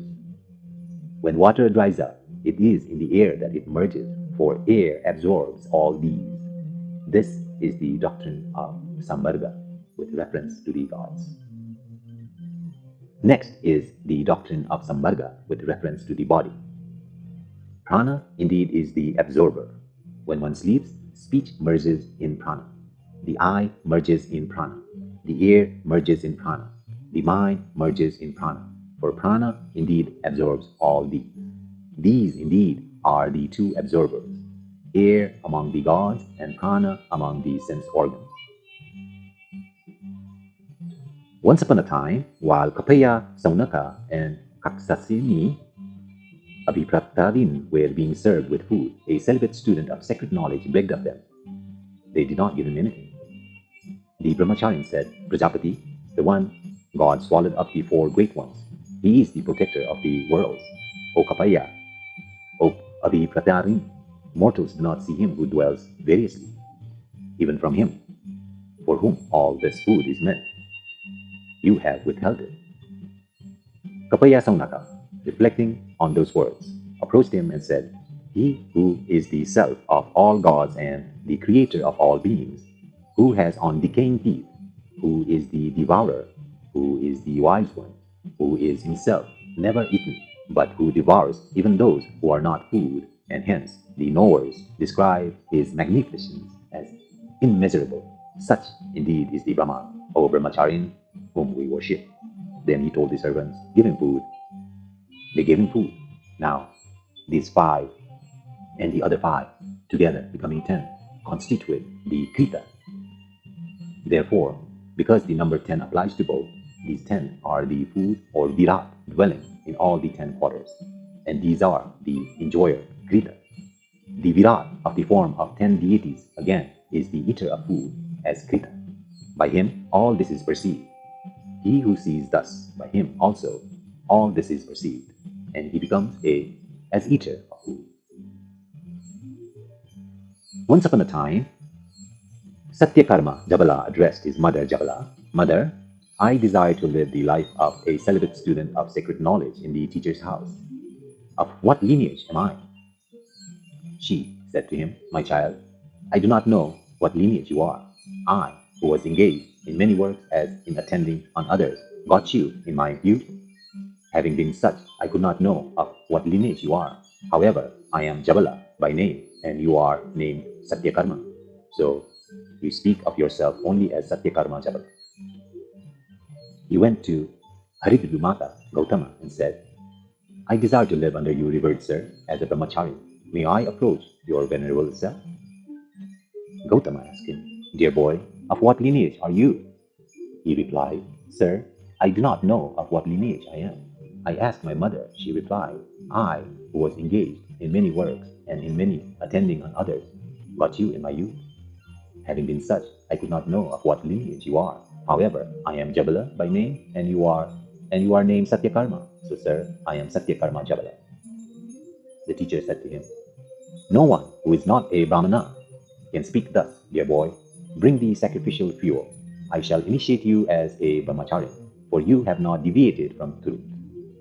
Having initiated him, he sorted out 400 lean and weak cows and said, dear boy, follow them.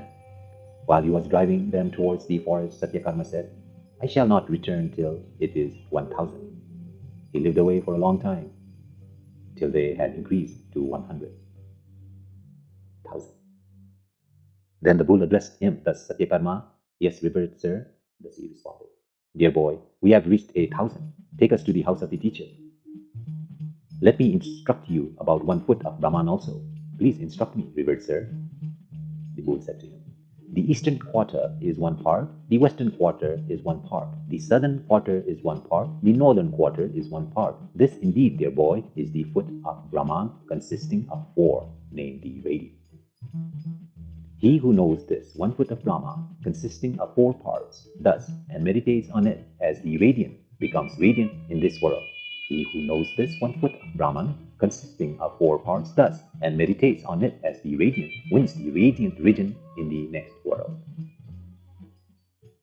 Fire will tell you of 1 foot of Brahma. At dawn of the next day, he drove the cows towards the teacher's house. Towards evening, at the place where those cows came together, he kindled the fire there, penned the cows, laid on fuel, and sat down near them behind the fire, facing the east.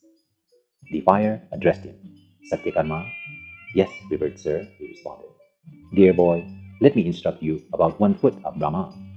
Please instruct me, revered sir.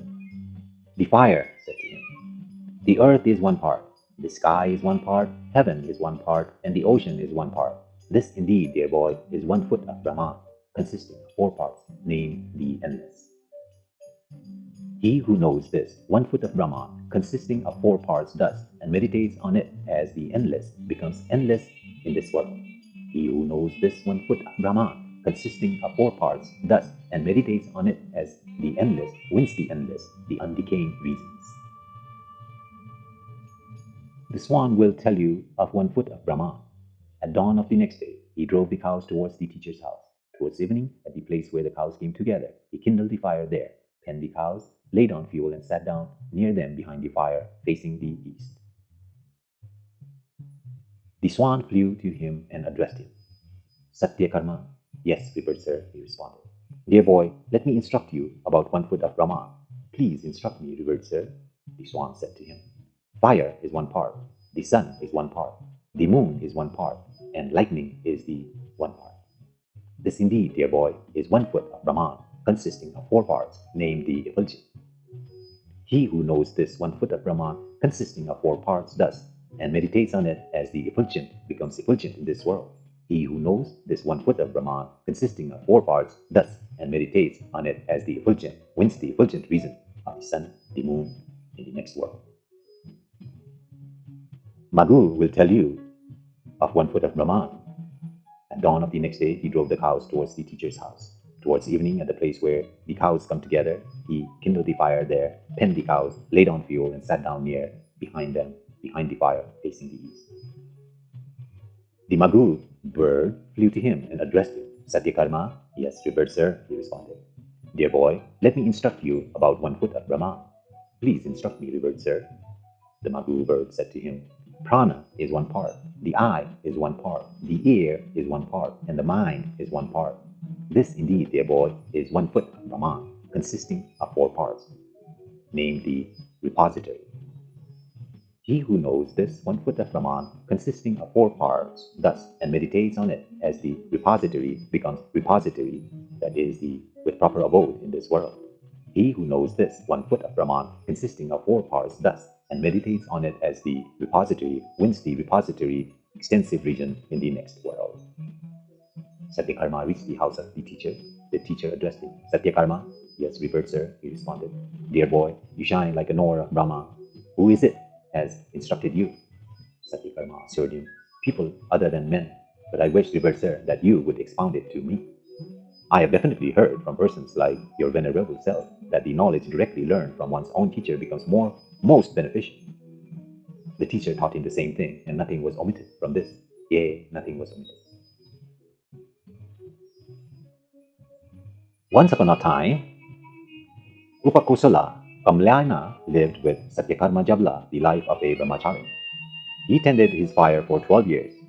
Satyakarma performed for other disciples the ceremony of contemplating studies, completing studies, and returning home, but did not perform the ceremony for Upakosala. The wife of the teacher said to him, "This brahmacharya has undergone severe austerities and has tended the fires properly. You should teach him so that the fires may not blame you." But the teacher went away on a journey without instructing him. Through mental sufferings, Upakosala began to fast. The wife of the teacher said to him, "O brahmachari, do eat. Why are you not eating?" He replied, "In this, man, myself, there are many desires running in various directions. I am full of mental sufferings, so I shall not eat." Thereupon, the fires said amongst themselves, "This brahmacharya has undergone severe austerities and has tended us properly. Come, let us instruct him." They then said to him, "Prana, life, is Brahman. Ka, the joy, is Brahman. Ka, ether, is Brahman." He said, "I understand that prana is Brahman, but I do not understand ka and ka." They said, "What is ka?" "Even that is ka. And what is ka? Even that is ka." Then the fires instructed him about prana, and the akasha within the heart related to it. Then the Garbhapatya fire instructed him, "Earth, fire, food, and the sun are my forms. The person who is seen in the sun, I am he indeed. He who knows it thus meditates on it, destroys sinful acts, wins the region of fire, reaches the full length of life, lives gloriously, and his descendants never perish.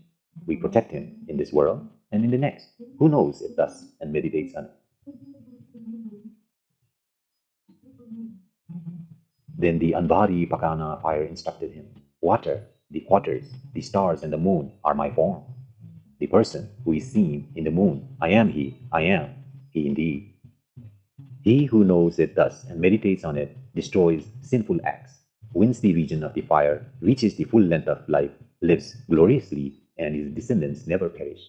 We protect him in this world and in the next. Who knows it thus and meditates on it?"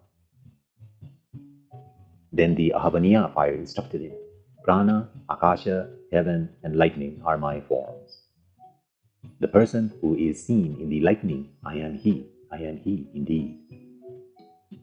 He who knows it thus and meditates on it, destroys sinful acts, wins the reason of fire, reaches the full length of life, lives gloriously, and his descendants never perish. We protect him in this world and in the next. Who knows it thus and meditates on it?"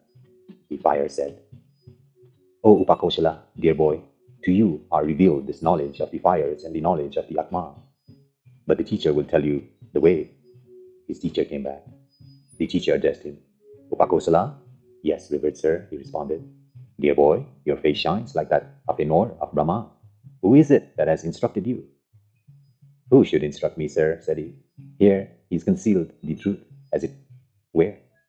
For this reason it is that true they were formerly, otherwise they are now this wise." So saying, he hinted at the part played by the fires in this matter. "What did they tell you, dear boy?" "This," thus he acknowledged. "Dear boy, they have told you about the reasons only, but I shall tell you the objects of your desire. Just as water does not cling to the lotus leaf, so also sin does not cling to him, knows Brahma. Thus, revered sir, please instruct me further," the teacher said to him. "This person who is seen in the eye, he is the Atman," said the teacher. "This is immortal, the fearless. This is Brahman. Hence, even if one sprinkles clarified butter or water into eye, it goes away to the edges. The knowers of Brahman call him as the center of blessings, for all blessings come together in him. All blessings come together in him who knows this. He again is the vehicle of blessings, for he carries all blessings. He who knows it thus carries all blessings. He who knows it thus carries all blessings. He again is the vehicle of light, for he shines in all the regions. He who knows it thus shines in all regions.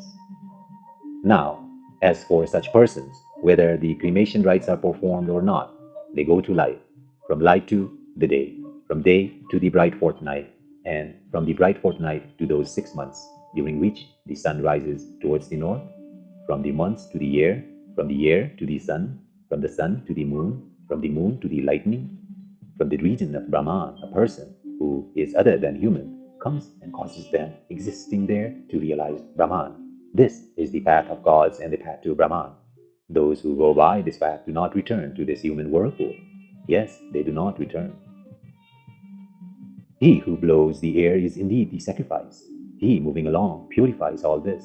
And because moving along he purifies all this, he is the sacrifice. Mind and speech are the two paths of this sacrifice. One of these two paths the Brahman priest embellishes with the mind. The Hotir, Adbhayu, and Udgitir priests embellish the others with speech. After the Pratarvanuvaka, the morning recitation is commenced, and before the Paridhaniya Rik is begun. If the Brahman priest speaks out, breaking silence, then he embellishes only one part, that is speech, and the other is enjoyed. Just as a man walking with one leg or a chariot moving with one will suffer injury, so also that sacrifice of this one suffers injury. And when the sacrifice suffers injury, the sacrificer also suffers injury. For having completed the defective sacrifice, he becomes a worse sinner. But after the Prataranuvuka is commenced and before the Paridhaniya Rik is begun, if the Brahman priest does not break his silence, then both the paths are embellished and neither one is injured. And just as man walking with both legs and a chariot moving with both the wheels remains intact, so also the sacrifice of this one remains intact. If the sacrifice remains intact, the sacrificer also remains intact. He becomes great by performing the sacrifice. Prajapati brooded on the worlds. From them, thus brooded upon, he extracted their essences: fire from the earth, air from the sky, and the sun from heaven. He brooded on these three deities. From them, thus brooded upon, he extracted their essences: the riks from the fire, the yajas, mantras from the air, and the saman from the sun. He brooded on the three Vedas. From them, thus brooded upon, he extracted their essences: existence, Bhu from the riks, Bhuva from the yajas, mantras, and Swaha from the samans. Therefore, if the sacrifice is rendered defective on account of the riks, then with the mantra Bhu, Swaha, the Brahman priest should offer an oblation in the Garyapatya fire. Thus, verily, through the essence of the riks, through the virility of the riks, he makes good the injury of sacrifice in respect of the riks. And if the sacrifice is rendered defective on account of the yajas, then with the mantra Bhuva Swaha, the Brahmin priest should offer an oblation in the Dakshinani. Thus, verily, through the essence of the yajas mantras, through the virility of the yajas mantras, he makes good the injury of the sacrifice in respect of the yajas mantras.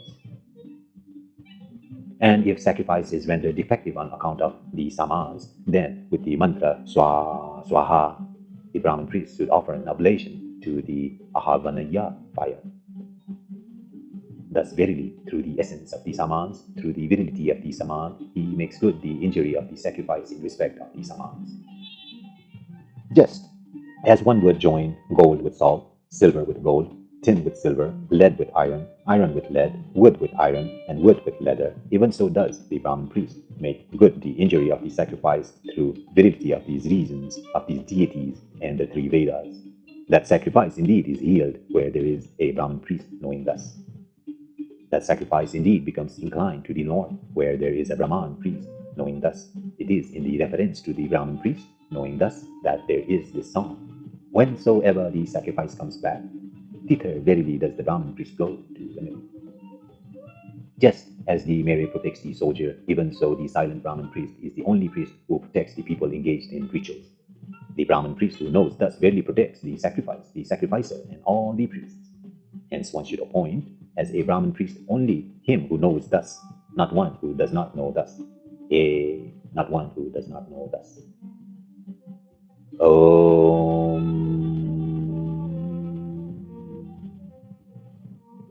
Verily, he who knows the eldest and the best surely becomes the eldest and the best. Prana is indeed the eldest and the best of the organs. Verily, he who knows the richest becomes the richest amongst his people. Speech is indeed the richest. Verily, he who knows the stable basis becomes stabilized in this world and in the next. The eye is indeed the stable basis. Verily, he who knows prosperity attains all desires, both divine and human. The ear is indeed prosperity. Verily, he who knows abode becomes the abode of his people. The mind is indeed the abode. Now, once the five senses disputed among themselves about their personal superiority, saying, I am superior, those senses approached the father Prajapati and said to him, Revered sir, who is the best amongst us? He replied, He amongst you is the best on those departure the body would appear its worst, as it were. Speech departed, staying a year out. It came back and asked, How have you been able to live without me? The others replied, Just like the dumb, though not speaking, yet living with the breath, seeing with the eye, hearing with the ear, and thinking with the mind. At this, speech entered the body. The eye departed, staying a year out. It came back and asked, How have you been able to live without me? The others replied, Just like the blind, though not seeing, yet living with the breath, speaking with the organ of speech, hearing with the ear, and thinking with the mind. At this, the eye entered the body. The ear departed, staying a year out. It came back and asked, How have you been able to live without me?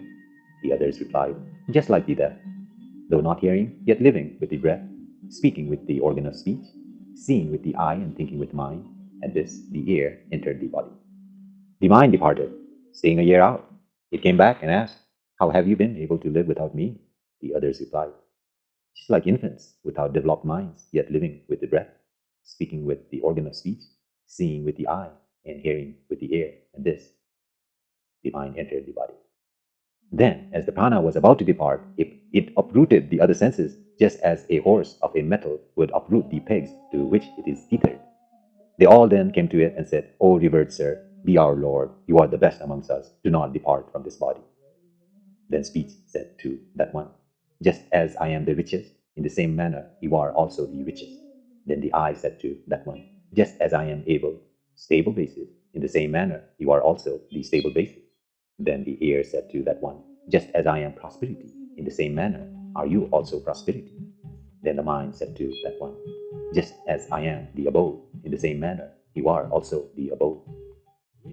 Verily, people do not call them as organs of speech, nor as eyes, nor as ears, nor as minds, but they call them only as pranas, for the prana indeed is all these. The prana asked, What will be my food? Whatever there is here, even the food of the dogs and the birds, replied the senses. Whatever is eaten, all that is the food of Anna. The name Anna, indeed, is self-evident. For him who knows thus, there is nothing that is not food. He asked, What will be my garments? Water, replied the senses. Therefore, indeed, those who are about to eat cover it, both before and after, with water. He who knows thus becomes the obtainer of clothes and of upper garments. Satya Karma Jabala imparted this doctrine of prana to Gosutri, the son of Vyagarapada, and said, If anyone should impart this, even to a dry stump, then branches would certainly shoot and leaves would sprout from it. Next, if that knower of prana desires to attain greatness, then having consecrated himself on the new moon, he should on the full moon night stir up in a vessel of curd and honey the mash of all herbs, and then offer an oblation into the fire on the spot prescribed for offerings, with the mantra Swaha to the eldest and the best, and throw what remains attached to the ladle into the mash pot. With the mantra Swaha to the richest, he should offer an oblation into the fire on the spot prescribed for offering, and throw what remains attached to the ladle into the mash pot. With the mantra Swaha to what is stable, he should offer an oblation into fire on the spot prescribed for offering, and throw away what remains attached to the ladle into the mash pot. With mantra Swaha to prosperity, he should offer an oblation into fire on the spot prescribed for offerings, and throw what remains attached to the ladle into mash pot. With the mantra Swaha to the abode, he should offer an oblation into the fire on the spot prescribed for offerings, and throw what remains attached to the ladle into the mash pot.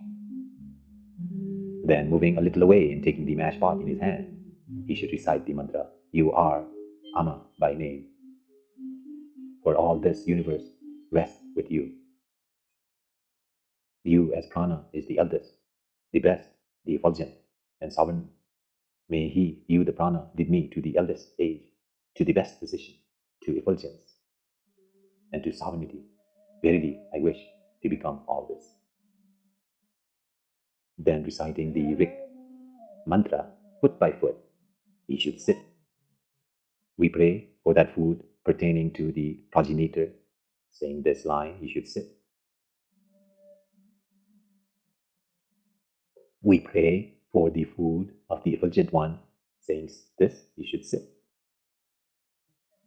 Which is the best and all sustaining, saying this, he should sit. We repeatedly meditate upon the form of deity Bhaga, saying this, and washing the pot shaped like kamsa or a kamasa, a cup, he should drink all.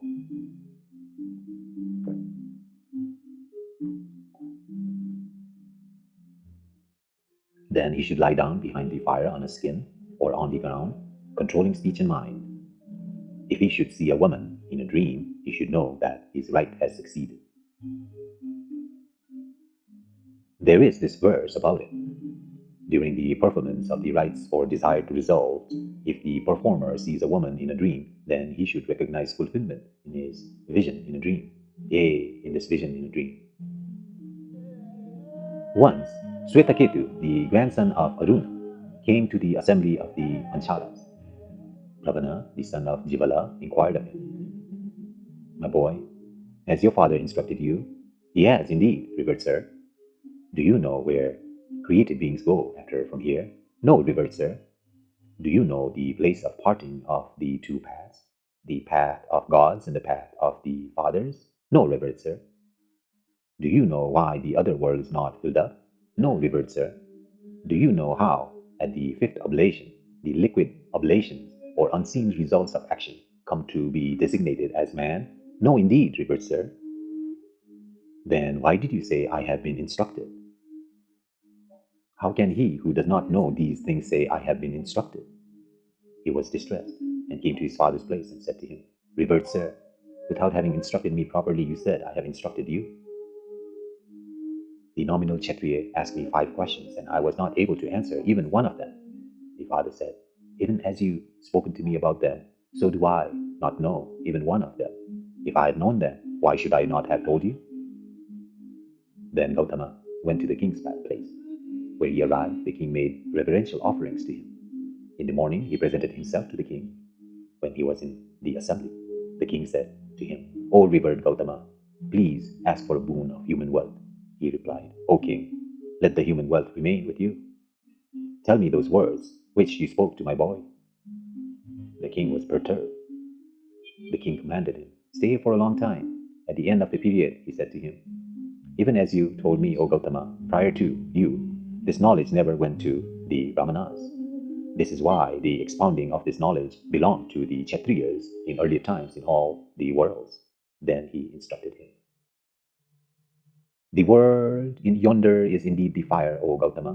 Of that, the sun is the fuel, the rays are the smoke, the day is the flame, the moon is the embers, and the stars are the sparks." Once again, the world yonder is indeed the fire. Of that, the sun is the fuel, the rays are the smoke, the day is the flame, the moon is the embers, and the stars are the sparks. Into this fire, the deities offer the oblation of faith. Out of that oblation, King Soma arises. Parjanya is indeed the fire, O Gautama. Of that, the air is the fuel, the cloud is the smoke, the lightning is the flame, the thunderbolt is the embers, and the rumblings of thunder are the sparks. Into this fire, the deities offer the oblation of King Soma. Out of that oblation, rain arises.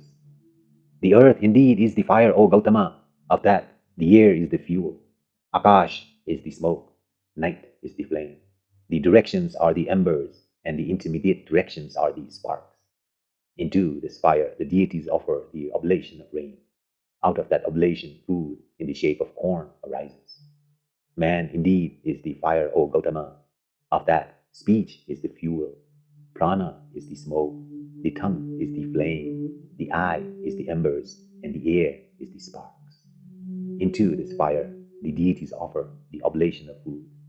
Out of that oblation, the seed arises. Woman, indeed, is the fire, O Gautama. Into this fire, the deities offer the oblation of the seed. Out of that oblation, the fetus arises. Thus, at the fifth oblation, the oblation called water comes to be designated as man.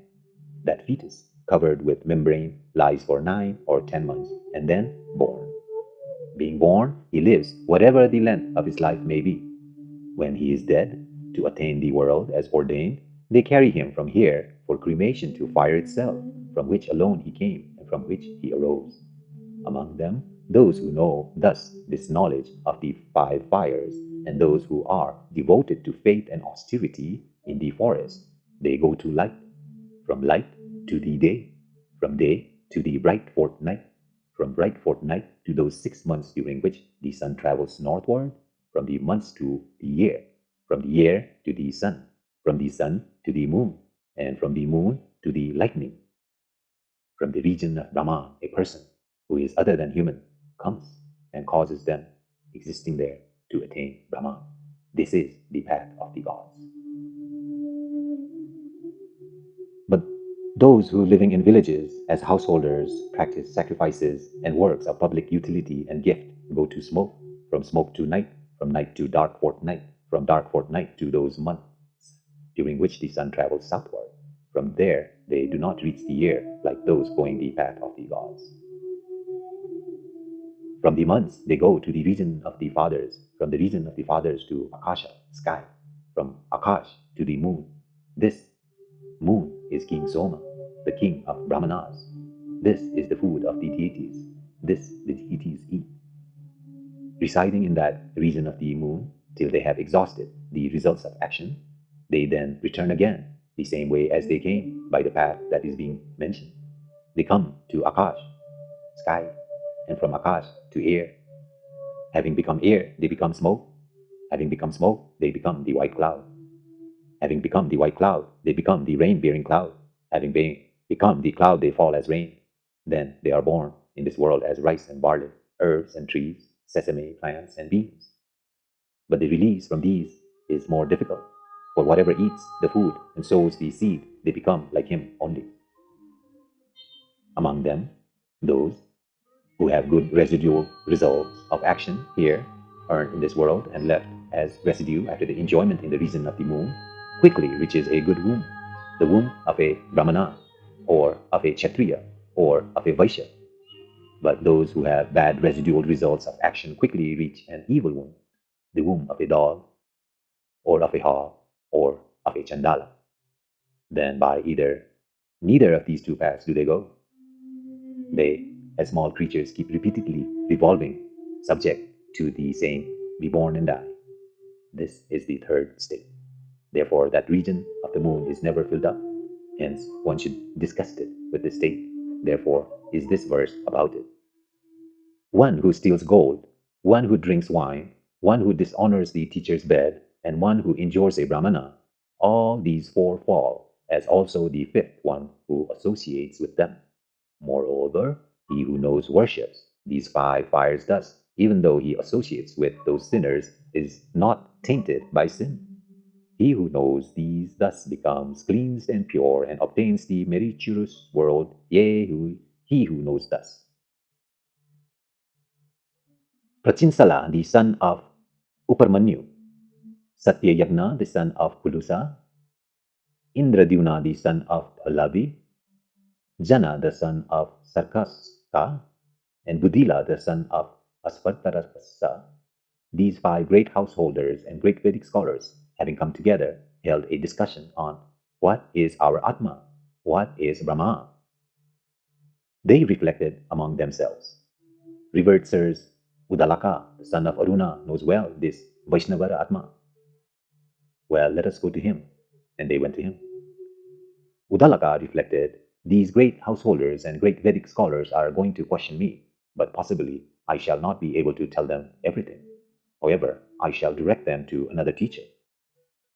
Udalaka said to them, revered sirs, at present, Asvapati, the son of Kekaya is studying this Vaishnavanara Atma. Well, let us go to him. Then they went to him.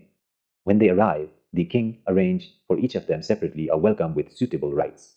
Next morning, on rising, he said to them, "In my kingdom, there is no thief, no miser, no drunkard, no man who has not instilled the fire, no ignorant person, no adulterers. So how can there be any adulteresses?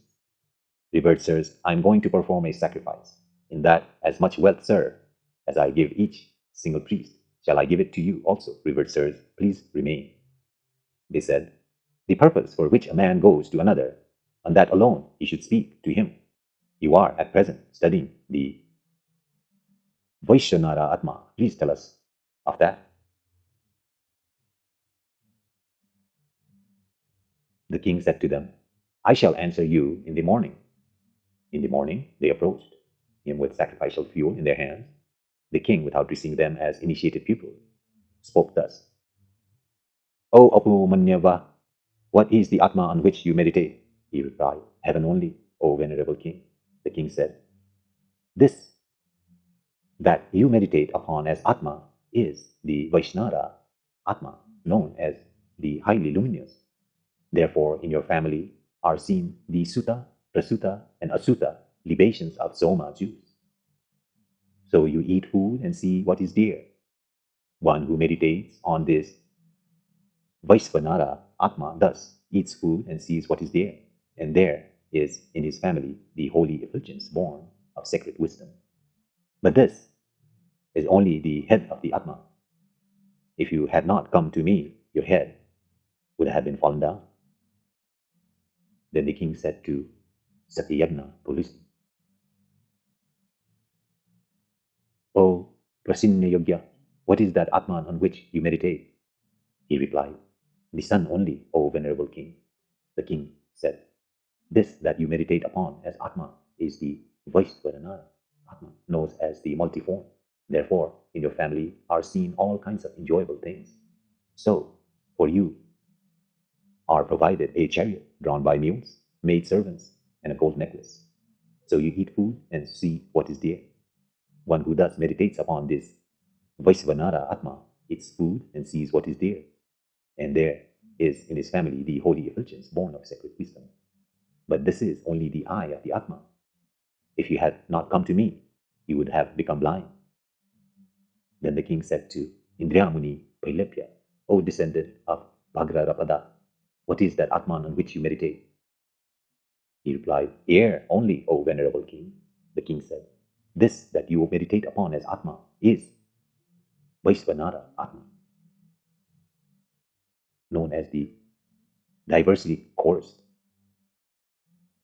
Therefore, from diverse directions, offerings come to you, and various rows of chariots follow you. So you eat food and see what is there. One who thus meditates upon this Vaishnara Atma eats food and sees what is there. And there is in his family the holy effulgence born of sacred wisdom. But this, only the prana of the Atma. If you had not come to me, your prana would have departed."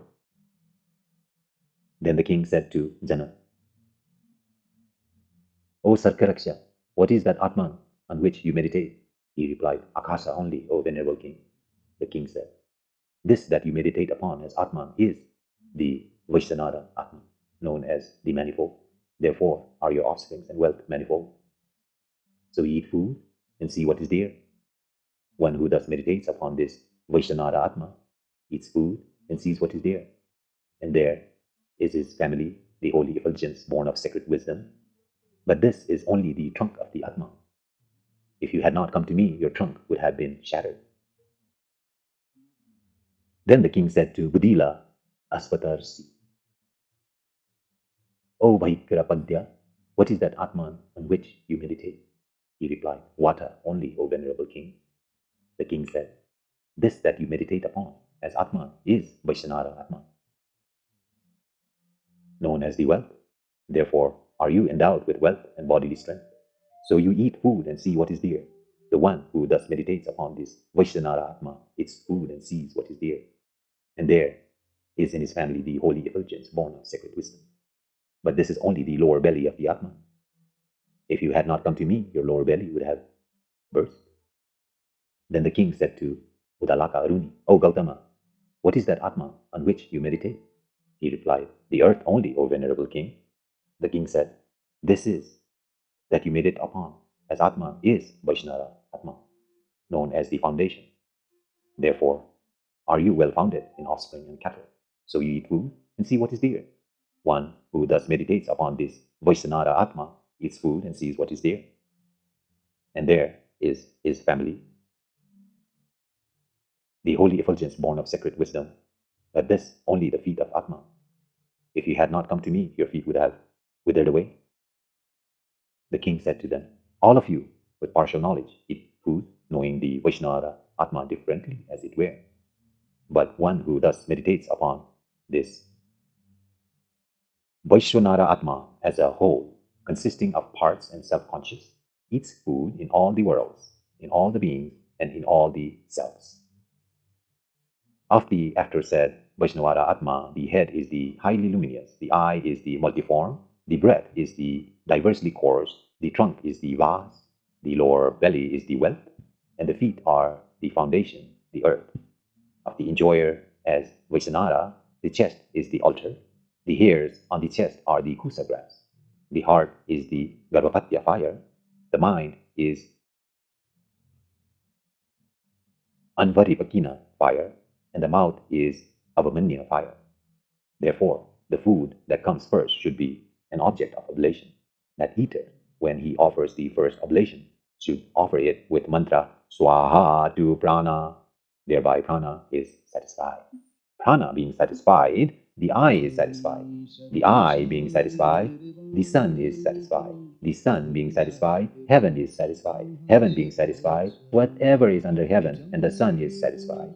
Through its satisfaction, the eater himself is satisfied. He is satisfied also with offspring, cattle, food, luster, and the holy effulgence born of sacred wisdom. Then, when he offers the second oblation, he should offer it with mantra Swaha to Vijñana. Thereby Vijñana is satisfied. Vijñana being satisfied, the air is satisfied. The air being satisfied, the moon is satisfied. The moon being satisfied, the quarters are satisfied. The quarters being satisfied, whatever is under the moon and the quarters are satisfied. Through its satisfaction, the eater himself is satisfied. He is satisfied also with offspring, cattle, food, luster, and the holy effulgence born of sacred wisdom. Then, when he offers the third oblation, he should offer it with mantra Swaha to Apana. Thereby, Apana is satisfied. Apana is being satisfied. Speech is satisfied. Speech being satisfied, fire is satisfied. Fire being satisfied, the earth is satisfied. The earth being satisfied, whatever is under the earth and the fire is satisfied. Through its satisfaction, the eater himself is satisfied. He is satisfied also with offspring, cattle, food, luster, and the holy effulgence born of sacred wisdom. Then, when he offers the fourth oblation, he should offer it with mantra Swaha to Samana. Thereby Samana is satisfied. Samana being satisfied, the mind is satisfied. The mind being satisfied, Parjanya, the rain god, is satisfied. Parjanya being satisfied, lightning is satisfied. Lightning being satisfied, whatever is under lightning and Parjanya is satisfied. Through its satisfaction, the eater himself is satisfied. He is satisfied also with offspring, cattle, food, luster, and the holy effulgence born of sacred wisdom. Then, when he offers the fifth oblation, he should offer it with mantra Swaha to Udana. Thereby, Udana is satisfied. Udana being satisfied, the skin is satisfied. The skin being satisfied, the air is satisfied. The air being satisfied, Akasha is satisfied. Akasha being satisfied, whatever is under the air and Akasha is satisfied.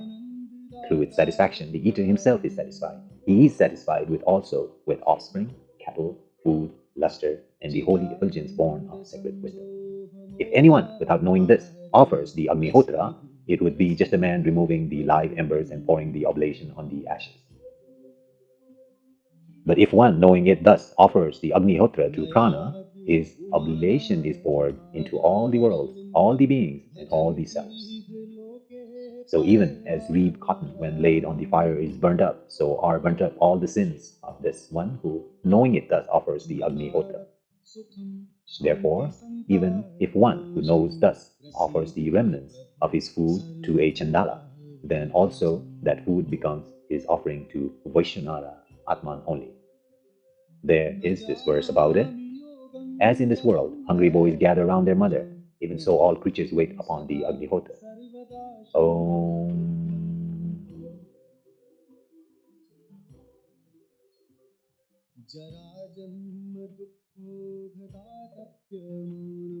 Once upon a time, there was one Swetaketu, the grandson of Aruna.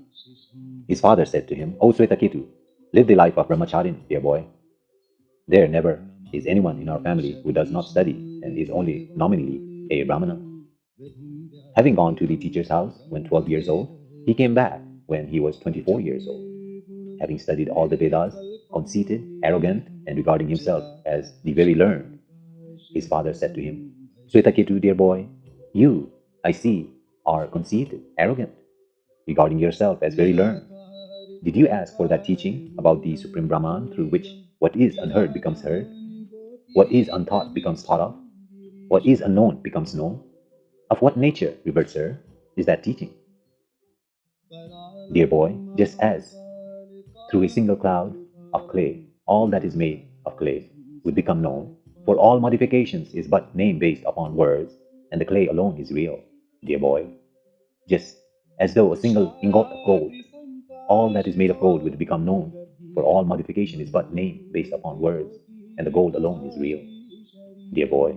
Just as though a single nail sparer, all that is made of iron would become known, for all modification is but name based upon words, and the iron alone is real. Such, dear boy, is that teaching. Surely my revered teachers did not know it. For if they had known, why should they not have told to me? However, revered father, teach it to me. Be it so, dear boy, said the father. In the beginning, dear boy, this was being alone, one only, without a second. Some say that in the beginning, this was non-being alone, one only, without a second. From that non-being arose being, Aruni said. But now, indeed, dear boy, could it be so? How could being arise from non-being? In truth, in the beginning, before creation, there was being alone, one only, without a second. That being willed, may I become many, may I grow forth. It created fire. That fire willed, may I become many, may I grow forth. It created water. Therefore, whenever man grieves or perspires, then it is from that fire that water issues. The water willed, may I become many, may I grow forth. It created food. Therefore, wherever it rains, abundant food grows there. It is from water that food for eating is produced. Of the aforesaid beings, there are only three origins: those born from eggs, born from living beings, and born from sprouts. That deity willed, well, let me, entering into these three deities through this living self, Jivatma, differentiate name and form. Of these, let me make each one triplicates.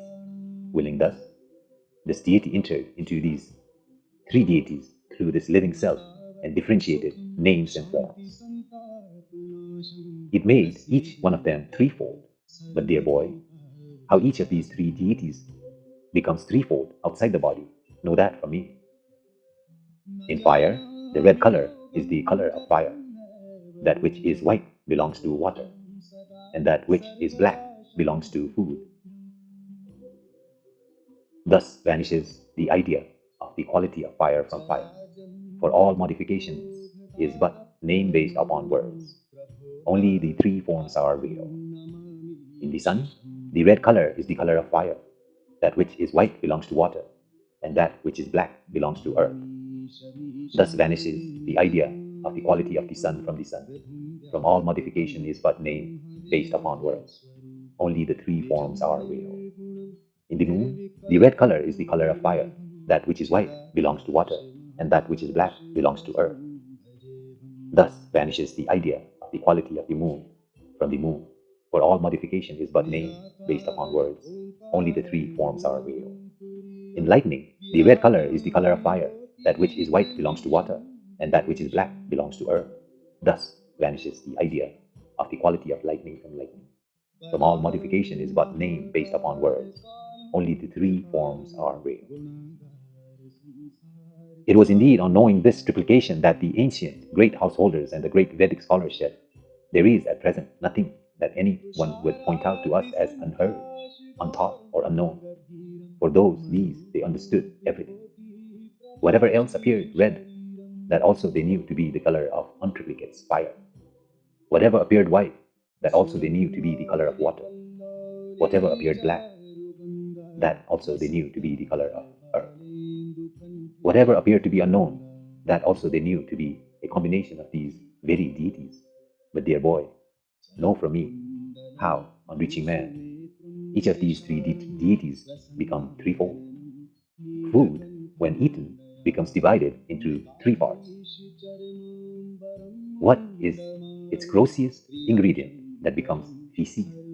What is the middling ingredient that becomes flesh?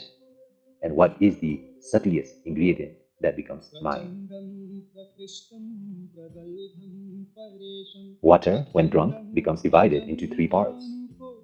What is its grossest ingredient that becomes urine? What is the middling ingredient that becomes blood? And what is subtlest ingredient that becomes prana? Fire, when eaten, becomes divided into three parts. What is its grossest ingredient that becomes bone? What is middling ingredient that becomes marrow? And what is subtlest ingredient that becomes speech? Hence, dear boy, mind is made up of food, prana is made up of water, and speech is made up of fire. Explain it further to me, revered sir. Be it so, dear boy, said the father. Dear boy, of the curd that is being churned, that which is the subtlest part rises upwards, and that becomes butter. So also, dear boy, of the food that is eaten, which is the subtlest part, rises upwards, and that becomes the mind. Dear boy, of the water that is drunk, that which is the subtlest part rises upwards, and that becomes prana. Dear boy, of the fire that is eaten, that which is the subtlest part rises upwards, and this becomes speech. Hence, dear boy, mind is made up of food, prana is made up of water, and speech is made up of fire. Explain it further to me, revered sir. Be it so, dear boy, said the father. Dear boy, man consists of 16 parts. Do not eat for 15 days. Drink as much water as you like.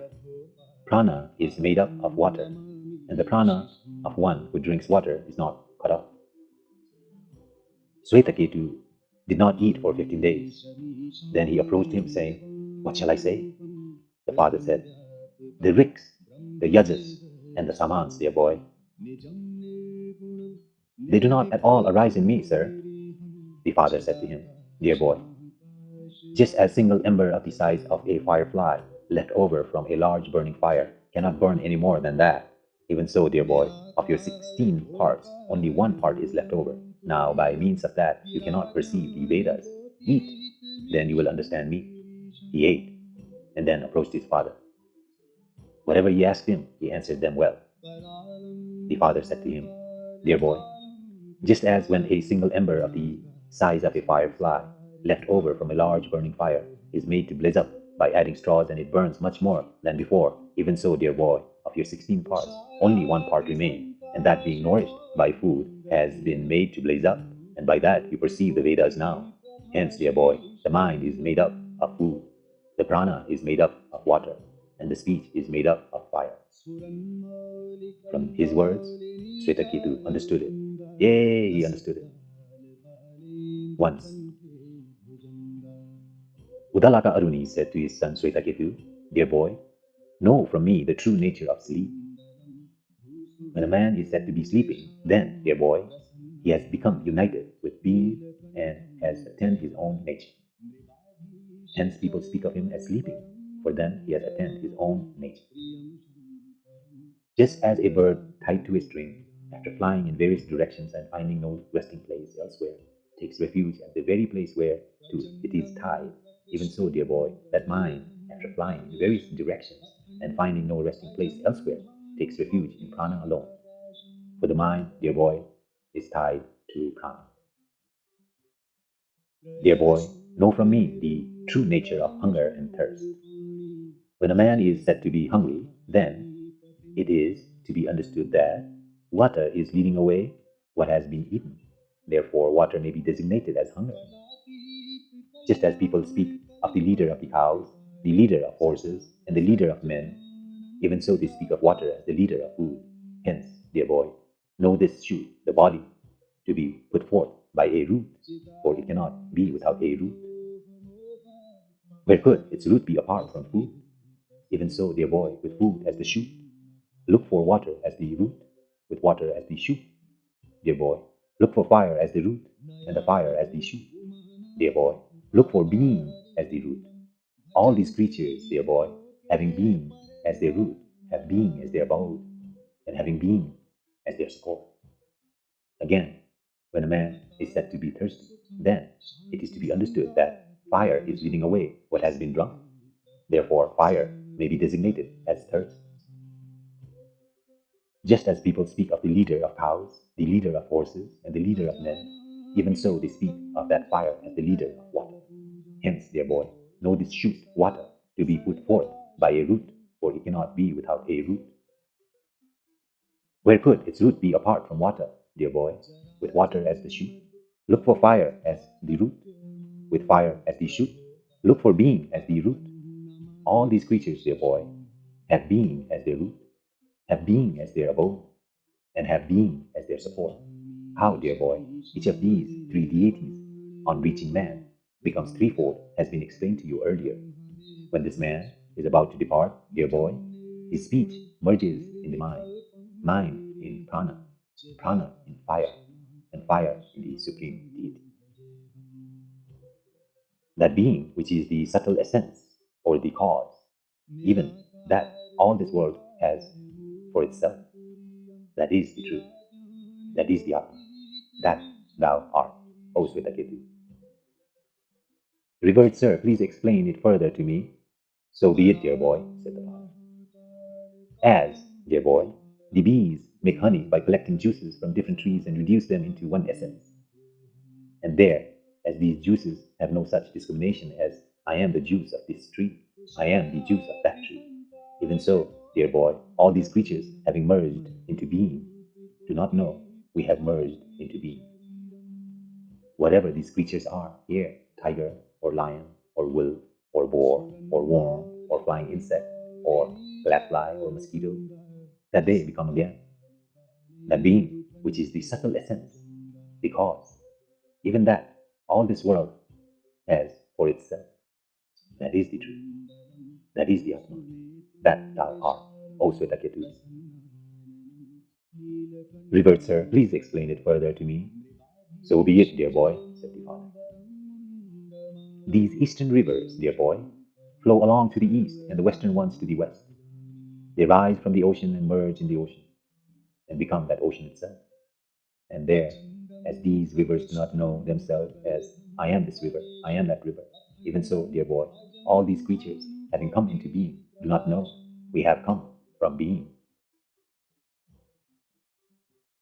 And whatever these creatures were, again, here, tiger, or lion, or wolf, or boar, or worm, or flying insect, or fly, or mosquito, that they become, again, that being, which is the subtle essence, even that all this world has for itself. That is the truth. That is Atma, that thou art, O Swetaketu. Revered sir, please explain it further to me. So be it, dear boy, said the father. Of this large tree, dear boy, if anyone were to strike at the root, it would exude sap. Though still living, if anyone were to strike in the middle, it would exude sap. Though still living, if anybody were to strike at the top, it would exude sap. Though still living. As that tree is pervaded by the living self, it stands firm, drinking constantly and rejoicing. If the life leaves one branch of this tree, then that branch dries up. If it leaves the second one, then that dries up. If it leaves the whole tree dries up. The father said, Dear boy, Know that even so, being left by the living self, this body surely dies, but the living self does not die. That being, which is the subtle essence, even that all this world has for itself. That is the truth. That is the Atma. That thou art, O Śraddhā. Revered sir, please explain it further to me. So be it, dear boy, said the father. Bring a fruit from this banyan tree. Here it is, revered sir. Break it. It is broken, revered sir. What do you see in this? These seeds, small like particles, revered sir. Break one of these, my child. It is broken, revered sir. What do you see in it? Nothing, revered sir. The father said to him, dear boy, this subtle essence, which you do not perceive, growing from this subtle essence, the large banyan tree that stands. Have faith, dear boy. That being which is the subtlest essence, even that all this world has for itself. That is the truth. That is the Atma. That thou art, O Śraddhā. Revered sir, please explain it further to me. Be it so, dear boy, said the father. Put the salt into water and then come to me in the morning. He did so. The father said to him, bring the salt, my child, which you put into water at night. Having searched for it, he did not find it, as it has completely dissolved. My child, take a sip from the top of this water. How is it? Oh, it is salty. Take a sip from the middle. How is it? It is salty. Take a sip from the bottom. How is it? It is salty. Throw this water away and then come to me. He did so and returned, saying, it is there always. The father said to him, dear boy, as you do not see what is present in this water, though indeed it exists in it, similarly, being exists indeed in this body. That being, which is the subtle essence, even that all this world has for itself. That is the truth. That is the Atma. That thou art, O Śraddhā. Revered sir, please explain it further to me. So be it, dear boy, said the father.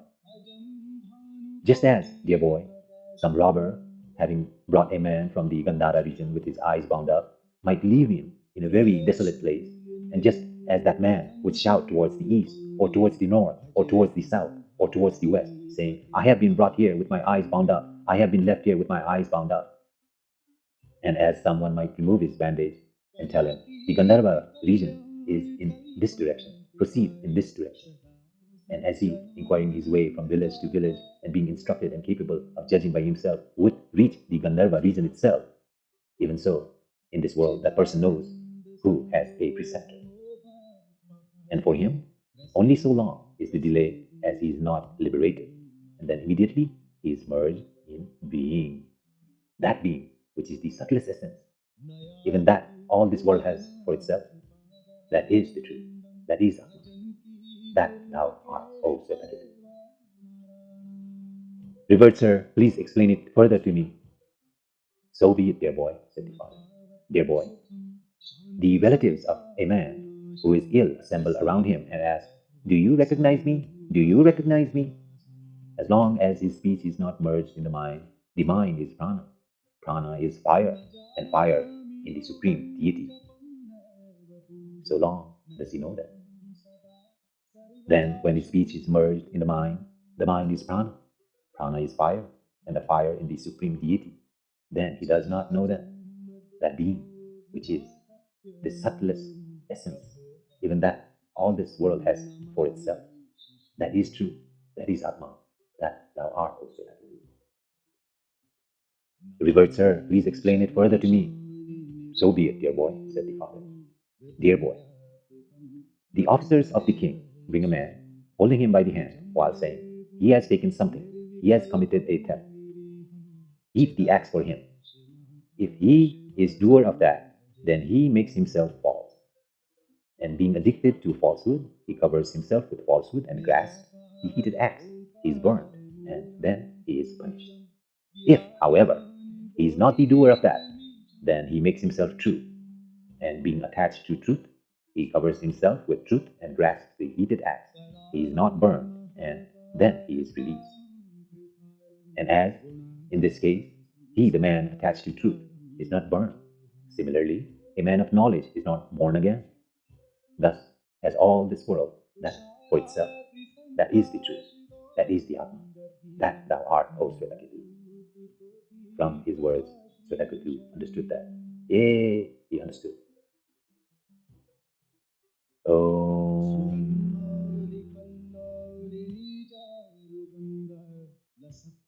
Revered sir, teach me. Thus saying, Narada approached Sanat Kumar. Sanat Kumar said to him, what you already know, declaring that to me, be my disciple. What is beyond that I shall tell you, Narada said. Revered sir, I know the Rig Veda, the Yajur Veda, the Sama Veda, and the Atharva, the fourth, the Itihas, Purana as the fifth, grammar, the rules for the worship of the ancestors, mathematics, the science of potence, the science of treasures, logic, the science of ethics, etymology, the ancillary knowledge of the Vedas, the physical sciences, the science of war, the science of the stars, the science related to serpents, and the fine arts. All this I know, revered sir. Revered sir, however, I am only a knower of verbal text, not a knower of Atman. Indeed, I have heard from persons like your revered self that a knower of Atman goes beyond grief. I am in such a state of grief. May your revered self take me crossing. Sanat Kumar replied to him, whatsoever you have studied here, really, it is only a name. Name indeed is Rig Veda, and so also Yajur Veda, Sama Veda, and the Atharva Veda as the fourth, the Itihasa Purana as the fifth, grammar, the rulers, the rules of the worship of the ancestors, mathematics, the science of potence, the science of treasures, logic, the science of ethics, etymology, the ancillary knowledge of the Vedas, the physical science, the science of war, the science of stars, the science related to serpents, and the fine arts. Name alone is all this. Worship the name. He who worships name as Brahman becomes free to act as he wishes in the sphere within the reach of name. He who worships name as Brahman. Revered sir, is there anything greater than name? Sanat Kumar said, surely there is something greater than name. Communicate to me, sir.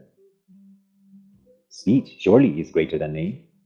Speech indeed makes us understand the Rig Veda, Yajur Veda, Sama Veda, Atharvana as the fourth, Itihasa Purana as the fifth, grammar, the rules of worship of the ancestors, mathematics, the science of potence, the science of treasures, logic, the science of ethics, etymology, the ancillary knowledge of the Vedas, the physical science, the science of war, the science of the stars, the science related to serpents, and the fine arts.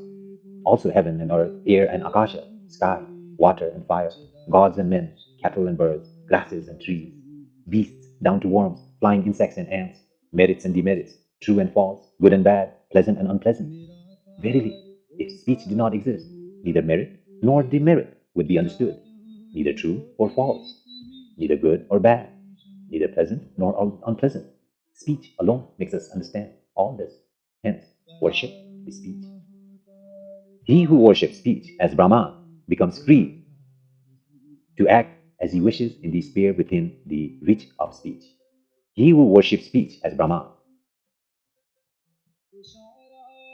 Revered sir, is there anything greater than speech? Surely there is something greater than speech. Revered sir, communicate it to me. Mind surely is greater than speech. Just as the closed hand encompasses two amalaka, or two kola, or two aksha fruits, so does the mind encompasses speech and name. When by mind one intends, let me learn the mantras, then he learns. Let me do sacrificial acts, then he does. Let me desire offsprings and cattle, then he desires. Let me desire this world and the next, then he desires. Mind, indeed, is Atman. Mind, indeed, is the world. Mind, indeed, is Brahman. Worship the mind. He who worships the mind as Brahman becomes free to act as he wishes in the sphere within the reach of mind. He who worships the mind as Brahman. Revered sir, is there anything greater than mind? Surely there is something greater than mind.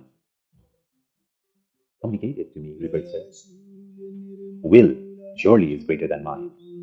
Verily, when one wills, then he intends in his mind, then he sends forth speech, Then he sends it forth in the name, sacred formulas, and in sacred formulas, the sacrifices become one. All these, indeed, merge in the will, are made up of the will, and abide in the will. Heaven and earth will, air and sky, Akasha will, water and fire will, through the willing of these rain wills, through the willing of rain, food wills, through the willing of food, pranas will, through the willing of pranas, sacred formulas will, through the willing of sacred formulas, acts will, through the willing of sacrificial acts, the world wills, through the willing of the world, all things will. This is will, worship will. He who worships will as Brahman, he indeed attains the worlds willed by him, himself being permanent, the permanent worlds, himself being well-founded, the well-founded worlds, himself being undistressed, the undistressed world. He becomes free to act as he wishes in the sphere within the reach of will. He who worships will as Brahman. Revered sir, is there anything greater than will? Surely there is something greater than will. Revered sir, communicate it to me. Intelligence surely is greater than will. Verily, when one understands, then he wills, then he intends in mind, then he sends forth speech, and he sends it forth in a name. In the name, sacred formulas, and in sacred formulas, the sacrifice become one. All these indeed merge in intelligence, are made up of intelligence, and abide in intelligence. Therefore, even if a man who knows much is without intelligence, people speak of him thus. He does not exist, nor what he has known. If he were really learned, he would not thus be without intelligence. On the other hand, if a man knowing little is endowed with intelligence, people desire to listen to him also. Intelligence indeed is the one center of emergence of all these. Intelligence is their soul, and intelligence is their support. Worship intelligence. He who worships intelligence as Brahman, he indeed attains the worlds of intelligence, himself being permanent, the permanent worlds, himself being well established, the well established worlds, and himself being undistressed, the undistressed world. He becomes free to act as he wishes in the sphere within the reach of intelligence. He who worships intelligence as Brahman. Revered sir, is there anything greater than intelligence? Surely there is something greater than intelligence. Revered sir, communicate it to me. Contemplation surely is greater than intelligence. The earth contemplates as it were. The sky contemplates as it were. Heaven contemplates as it were. Water contemplates as it were. The mountains contemplate as it were. Gods and men contemplate as it were. Therefore, verily, those who attain greatness among men here, they seem to have obtained a share of the result of contemplation. And those who are small people, they are quarrelsome, abusive, and slanderous. But those who are great men, they appear to have obtained a share of the result of contemplation. Worship contemplation. He who worships contemplation as Brahman becomes free to act as he wishes in the sphere within the reach of contemplation. He who worships contemplation as Brahman. Revered sir, is there anything greater than contemplation? Surely there is something greater than contemplation. Revered sir, communicate it to me. Understanding surely is greater than contemplation. By understanding alone, one understands the Rig Veda, Yajurveda, Sama Veda, Atharva Veda as the fourth, Itihasa, Purana as the fifth, grammar, the rules for the worship of the ancestors, mathematics, the science of potence, the science of treasures, logic, the Vedas, the physical science, the science of war, the science of the stars, the science related to serpents, and the fine arts, also heaven and earth, air and sky, Akasha, water and fire, gods and men, cattle and birds, grasses and trees, beasts down to worms, flying insects and ants, merit and demerit, true and false, good and bad, pleasant and unpleasant, food and drink, this world and the next, all this one understands by understanding alone. Worship the understanding. He who worships understanding as Brahman attains the worlds containing the knowledge of the scriptures and other subjects. He becomes free to act as he wishes in the sphere within the reach of understanding. He who worships understanding as Brahman. Revered sir, is there anything greater than understanding? Surely, there is something greater than understanding. Revered sir, communicate it to me. Strength surely is greater than understanding. A single man with strength causes even 100 men with understanding to tremble. When a man becomes strong, then he rises, rising. He serves, serving. He approaches nearer. Approaching nearer, he sees, hears, reflects, understands, acts, and realizes. By strength, indeed, the earth stands. By strength, the sky. By strength, heaven. By strength, the mountains. By strength, the gods and men. By strength, cattle and birds, grasses and trees, beasts down to worms, flying insects and ants. By strength, the world stands. Worship strength. He who worships strength as Brahman becomes free to act as he wishes in the sphere within the reach of strength. He who worships strength as Brahman. Revered sir, is there anything greater than strength? Surely, there is something greater than strength.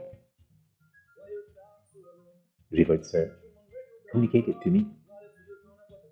Food surely is greater than strength.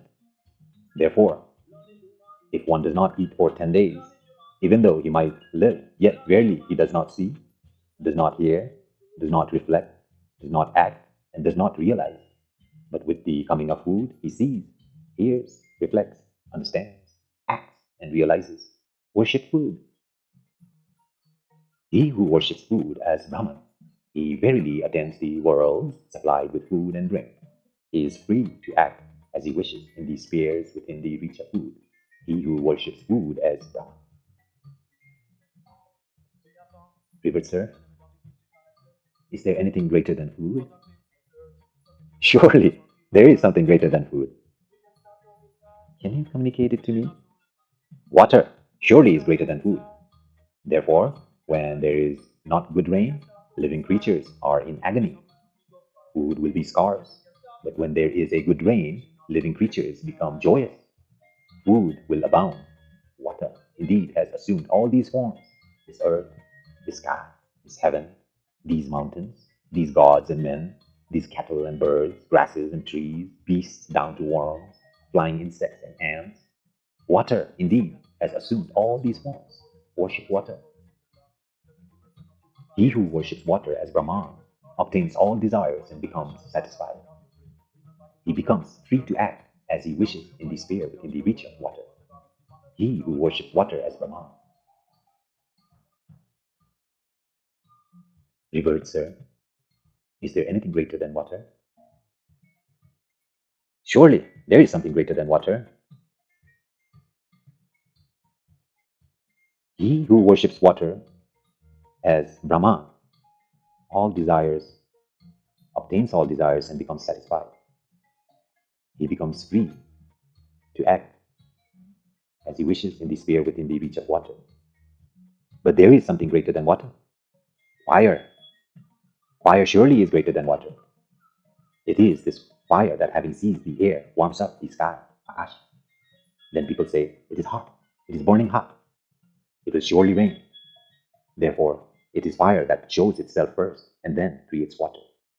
It is because of this fire that thunders roll, along with lightning flashing upwards and across. And so people say, lightning is flashing, it is thundering, it will surely rain. There, it is fire that shows itself first and then creates water. Worship fire. He who worships fire as Brahman, he, being resplendent himself, attends resplendent worlds, full of light and free from darkness. He becomes free to act as he wishes in the sphere within the reach of fire. He who worships fire as Brahman. Revered sir, is there anything greater than fire? Surely, there is something greater than fire. Revered sir, communicate it to me. Akasha, the sky, is surely greater than fire. In Akash, indeed, exist both the sun and the moon, lightning, stars, and fire. Through Akasha, the sky, one calls. Through Akasha, one hears. Through Akasha, one hears the response. In Akasha, one rejoices. In Akash, one does not rejoice. In Akasha, a thing is born, and towards Akasha it grows. Worship Akash. He who worships Akash as Brahman, he indeed attains vast worlds, full of light, unconfined and spacious. He is free to act as he wishes in the sphere within the reach of Akash. He worships Akash as Brahman. Revered sir, is there anything greater than Akash? Surely there is something greater than Akasha. Revered sir, communicate it to me. Memory is surely greater than Akasha. Therefore, even many persons should assemble, and if they should have no memory, they surely would not hear any sound. They would not think, they would not know. But surely, should they have memory, then they would hear, then they would think, then they would know. Through memory, indeed, one discerns one's sons. Through memory, one's cattle. Worship memory. He who worships memory as Brahman becomes free to act as he wishes in the sphere within the reach of memory. He who worships memory as Brahman. Revered sir, is there anything greater than memory? Surely there is something greater than memory. Aspiration surely is greater than memory. Kindled by aspiration, one's memory recites the hymns, performs the rites, desires sons and cattle, and desires this world and the next. Worship aspiration. He who worships aspiration as Brahman, by aspiration all his wishes prosper. His prayers become infallible. He is free to act as he wishes in the sphere within the reach of aspiration. He who worships aspiration as Brahman. Revered sir, is there anything greater than aspiration? Surely there is something greater than aspiration. Prana is surely greater than aspiration. Just as the spokes of the will are fastened to the nave, so is all this fastened to this prana. Prana moves by prana. Prana gives prana, and it gives prana. Prana is the father. Prana is the mother. Prana is the brother. Prana is the sister. Prana is the preceptor. Prana is Brahman. If one answers something harsh to his father, mother, brother, sister, preceptor, or a Brahmana, people say this to him: "Fie on you, you are indeed a slayer of your father. You are indeed a slayer of your mother. You are indeed a slayer of your brother. You are indeed a slayer of your sister. You are indeed a slayer of your preceptor. You are indeed a slayer of a Brahmana." On the other hand, when the prana has departed from them, even if one piles them together, dismembers them with a fork and burns them, surely people would not say to him, "You are a slayer of your father," nor "You are a slayer of your mother," nor "You are a slayer of your brother," nor "You are a slayer of your sister," nor "You are a slayer of your preceptor," nor "You are a slayer of Brahmana." Prana indeed becomes all these. He indeed sees thus, thinks thus, knows thus, becomes a surpassing speaker. If someone were to say him, "You are a surpassing speaker," he should say, "Yes, I am a surpassing speaker." He should not deny it. But he really speaks unsurpassingly, who speaks surpassingly with truth. Revered sir, being such, I would speak surpassingly with truth.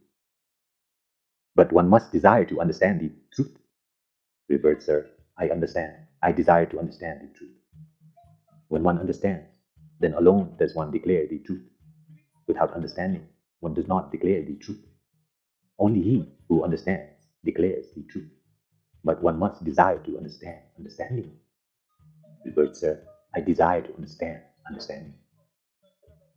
When one reflects, then alone does one understand. Without reflecting, one does not understand. Only he who reflects understands. But one must desire to understand reflection. Revered sir, I desire to understand reflection. When one has faith, then alone does one reflect. Without faith, one does not reflect. Only he who has faith reflects. But one must desire to understand faith. Revered Sir, I desire to understand faith. When one has steadfastness, then alone does one have faith. Without steadfastness, one does not have faith. Only he who has steadfastness has faith. But one must desire to understand steadfastness. Revered Sir, I desire to understand steadfastness. When one acts, then alone does one become steadfast. Without acting, one does not become steadfast. Only on acting does one become steadfast. But one must desire to understand activity. Revered Sir, I desire to understand activity. When one obtains happiness, then alone does one act. Without obtaining happiness, one does not act. Only on obtaining happiness does one act. But one must desire to understand happiness. Revered Sir, I desire to understand happiness. That which is infinite is alone happiness. There is no happiness in anything finite. The infinite alone is happiness. But one must desire to understand the infinite. Revered Sir, I desire to understand the infinite, in which one sees nothing else, hears nothing else, and understands nothing else. That is infinite. But that in which one sees something else, hears something else, understands something else, is the finite. That which is infinite is alone immortal, and that which is finite is mortal.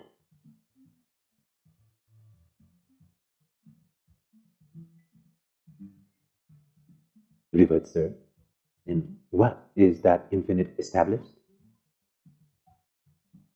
On its own greatness, or not even on its own greatness?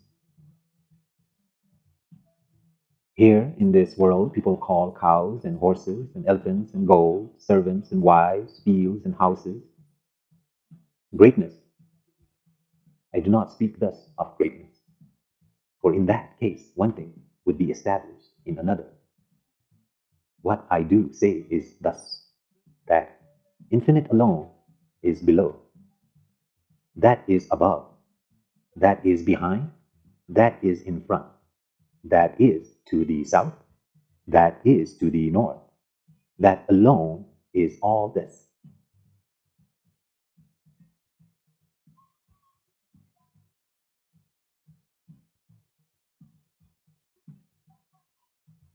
Now, next is the teaching in regard to the self-sense. I alone am below. I am above. I am behind. I am in front. I am to the south. I am to the north. I alone am all this.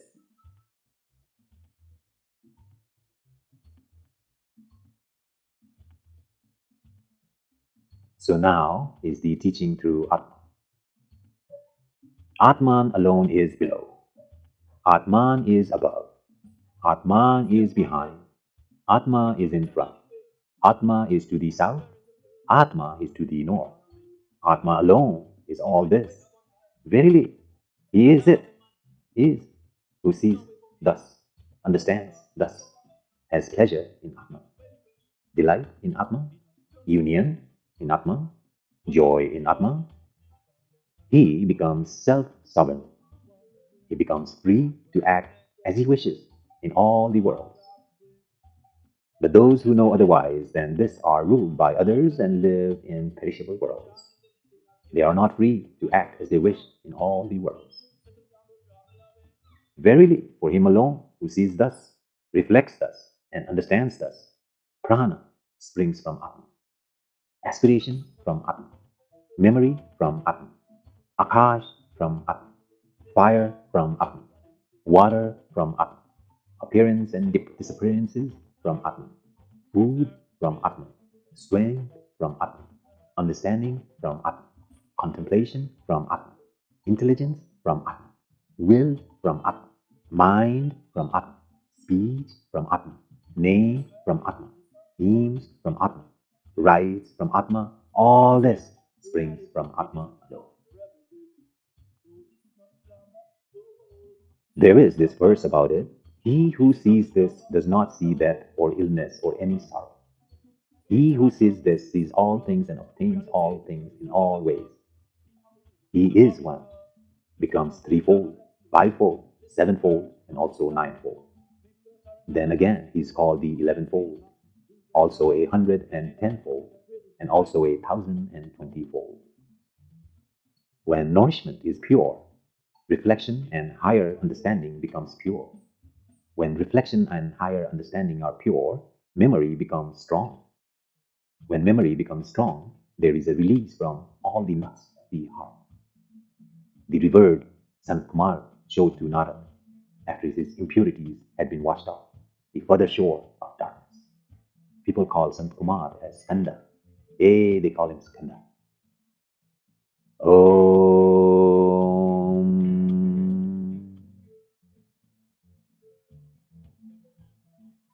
Now, in the city of Brahman, there is a mansion in the shape of a small lotus. In it is a smaller inner akasha. What is within that which should be sought? That indeed one should desire to understand. If the disciple should say to him, in this city of Brahman, in which a small mansion in the shape of a lotus and in the small inner akasha within, what is it that lies there which should be sought, which one should desire to understand? He should say in reply, as large indeed as is this akasha, so large is that akasha in the heart. Within it indeed are contained both heaven and earth, both fire and air, both the sun and the moon, lightning and the stars. Whatever there is of him in this world, and whatever is not, all that is contained within it. If they should say to him, if in the city of Brahman it contained all this, all beings and all desires, then what is left of it when old age overtakes it, or when it perishes? He should say, if the Brahman called inner Akasha does not age with aging of this body, it is not killed by the killing of this. This Akasha is the real city of Brahman.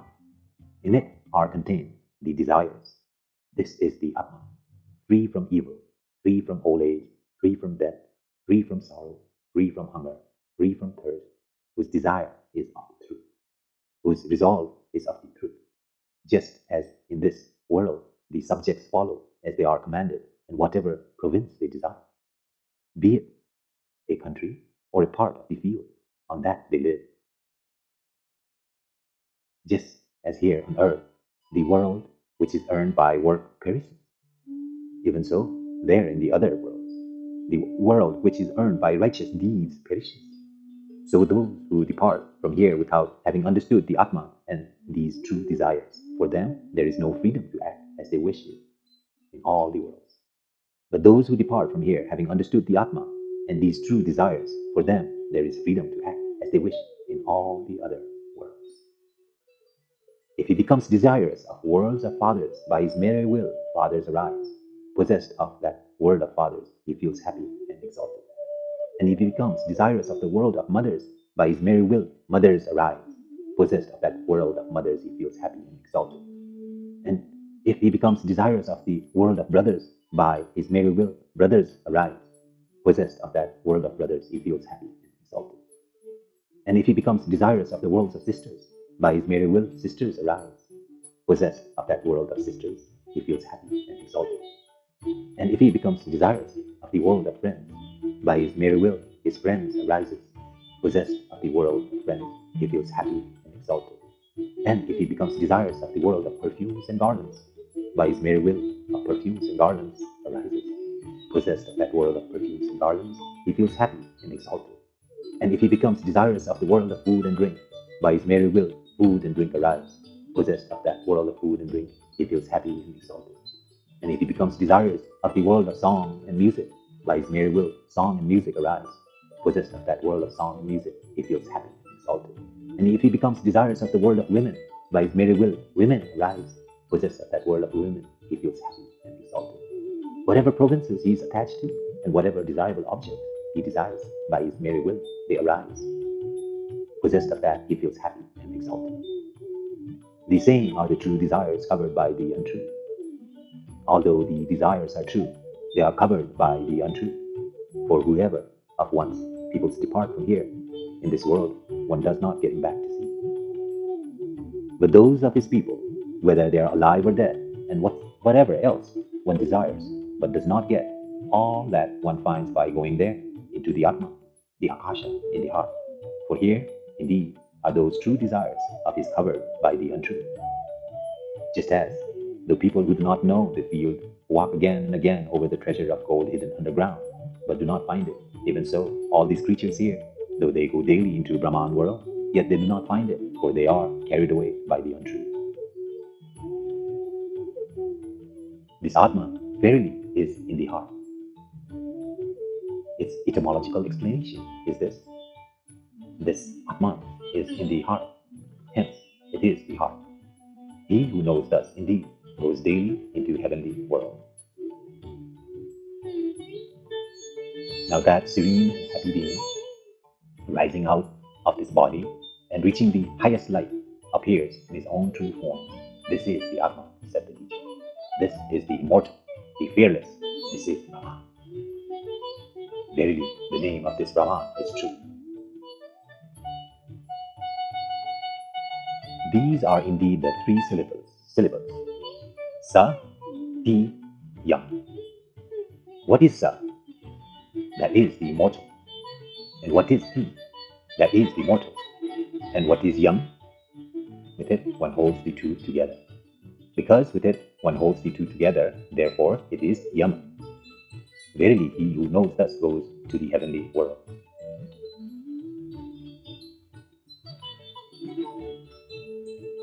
Satyam. Now, this Atma is the Daik, the embarkment for the safety of these worlds. This Daik, neither the day nor the night crosses, nor old age, nor death, nor sorrow, nor merit, nor demerit. All evils turn back from it, for this Brahman world is free from evil. Therefore, verily, on reaching this Daik, if one was blind, he ceases to be blind. If wounded, he ceases to be wounded. If afflicted, he ceases to be afflicted. Therefore, verily, on reaching this Daik, even night becomes day, for this Brahman world is ever illuminated. But only those who attain according to the instruction this Brahman world through Brahmacharya, to them belongs this Brahman world. For them there is freedom to act as they wish in all the worlds. Now, what people call sacrifice is really Brahmacharya, for only by means of Brahmacharya does the knower attend the world. And what people call worship, Ishta, is really Brahmacharya, for only by worshipping with Brahmacharya does one attain the Atma. What people call the sacrificial season is really Brahmacharya, for only by means of Brahmacharya does one obtain one's salvation from being. And what people call the vow of silence is really Brahmacharya, for only through Brahmacharya does one understand the Atma and then meditate. Now, what people call a course of fasting is really Brahmacharya, for this Atma never perishes, which one attends by means of Brahmacharya. And what people call the life of a hermit is really Brahmacharya, for verily Ara and Nya are two oceans in the Brahman. World in the third heaven from here, and therein is the lake Airamadya, and there is the Aparajita, unconquered city of Brahma, and there is the gold held specially built by the Lord.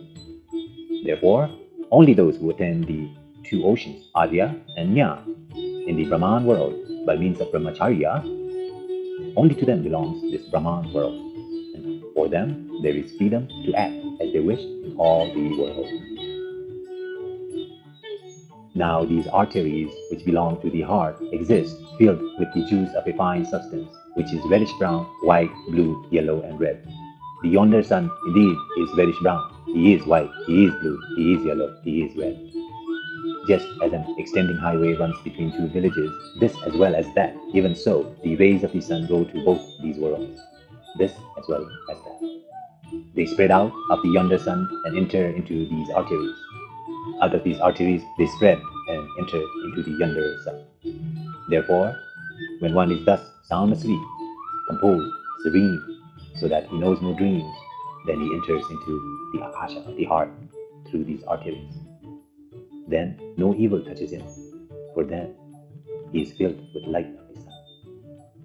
Now, when one is thus reduced to a weakened condition, those who sit around him say, "Do you know me? Do you know me?" As long as he has not departed from his body, so long he knows them. But when he thus departs from his body, then he proceeds upward through those very rays. He surely goes up meditating on Om. As long as it takes for the mind to travel, in that short time he goes to the sun. That indeed is the door to the world of Brahma, an entrance for the knowers, and a shutting out for the ignorant. There is this verse about it. 101 are the arteries of the heart. One of them leads up to the crown of the head. Passing upwards through that one attains immortality, while the other arteries serve for departing in various other directions. A served for the departing.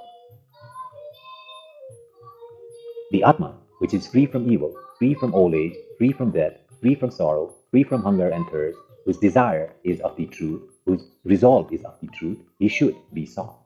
Him one should desire to understand. He who has found out and who understands that Atma attends all the worlds and all the desires. Thus spoke Prajapati. Both the gods and the demons heard this and said, "Well, let us seek that Atma by seeking which one attends all the worlds and all the desires." Then Indra alone from among the gods went out, and so did Vijñana from among the demons. Then without communicating with each other, they both came into the presence of Prajapati, fuel in hand. For 32 years they lived there the disciplined life of a celibate student of sacred knowledge. Then Prajapati asked them, "Desiring, what have you been living?" They replied, "The Atma, which is free from evil, free from old age, free from the death, free from sorrow, free from hunger and thirst, whose desire is of the truth, whose resolve is of the truth. He should be sought, him, one who should desire to understand it.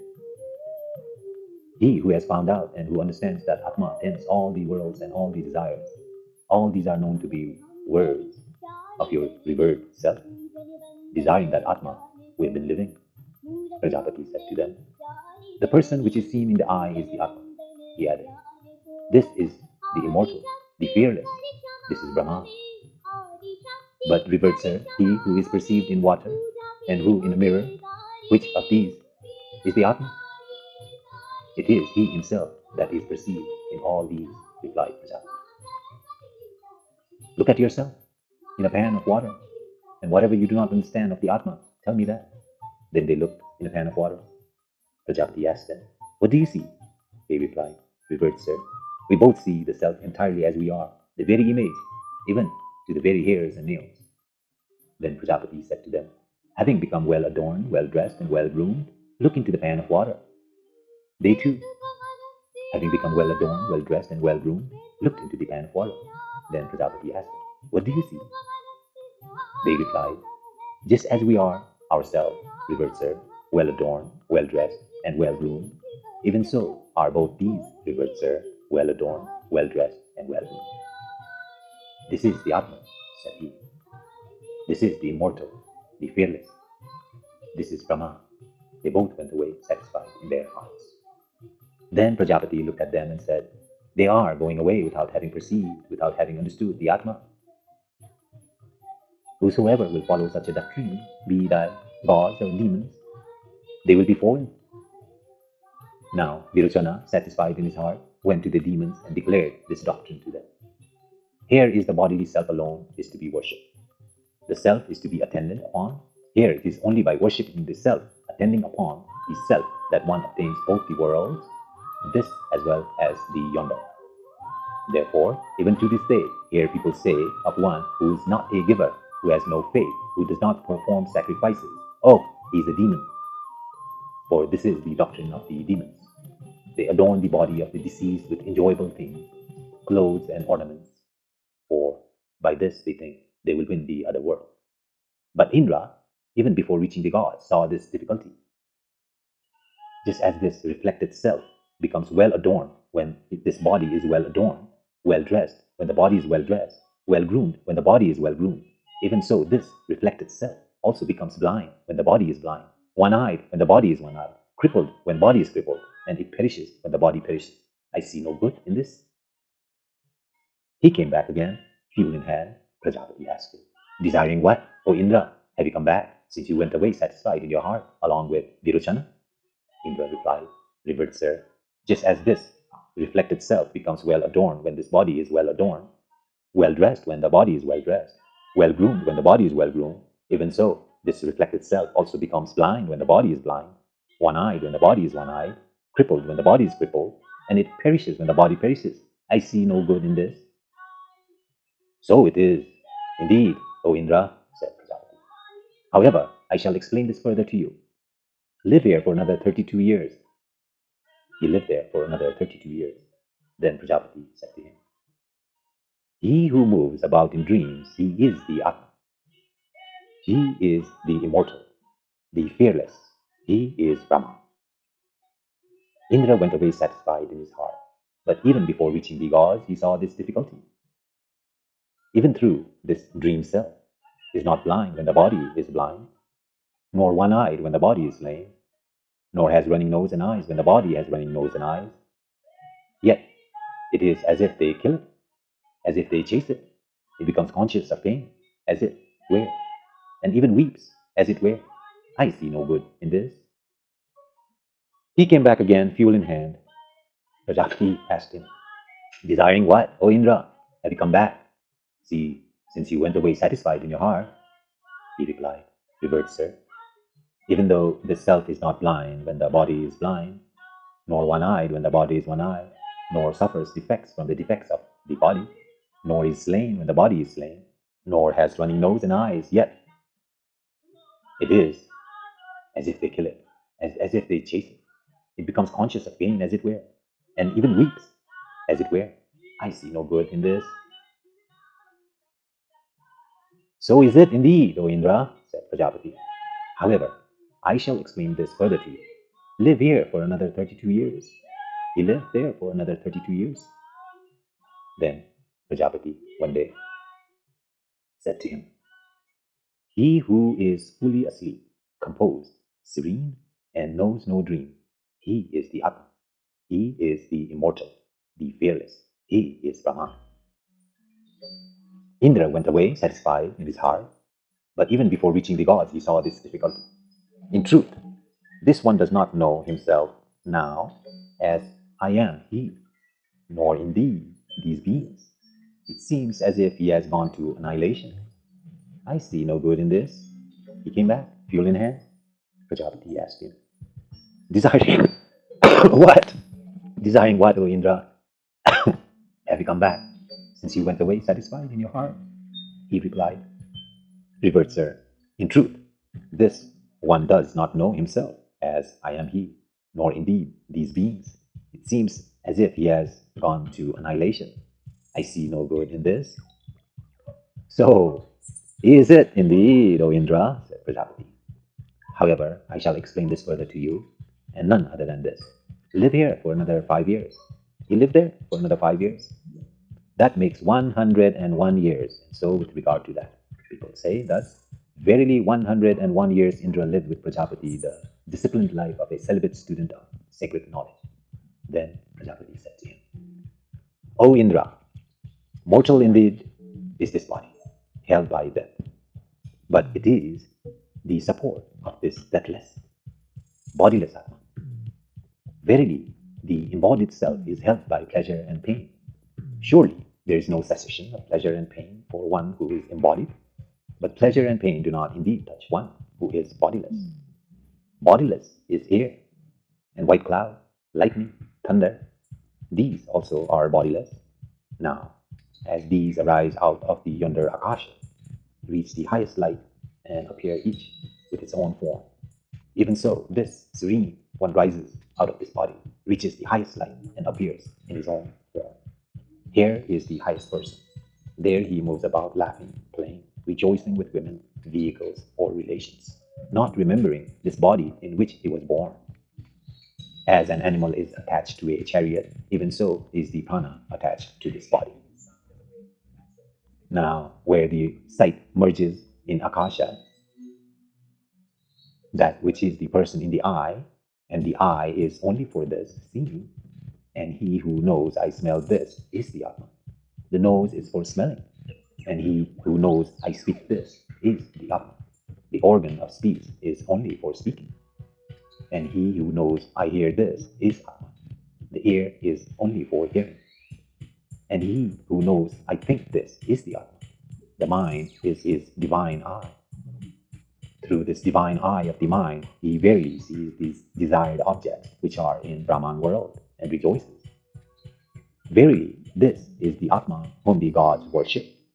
Therefore, all the worlds and all the desires objects are held by them. He obtains all the worlds, all the desired objects, who having known that Atma understands it. Thus spoke Prajapati. Yea, thus spoke Prajapati.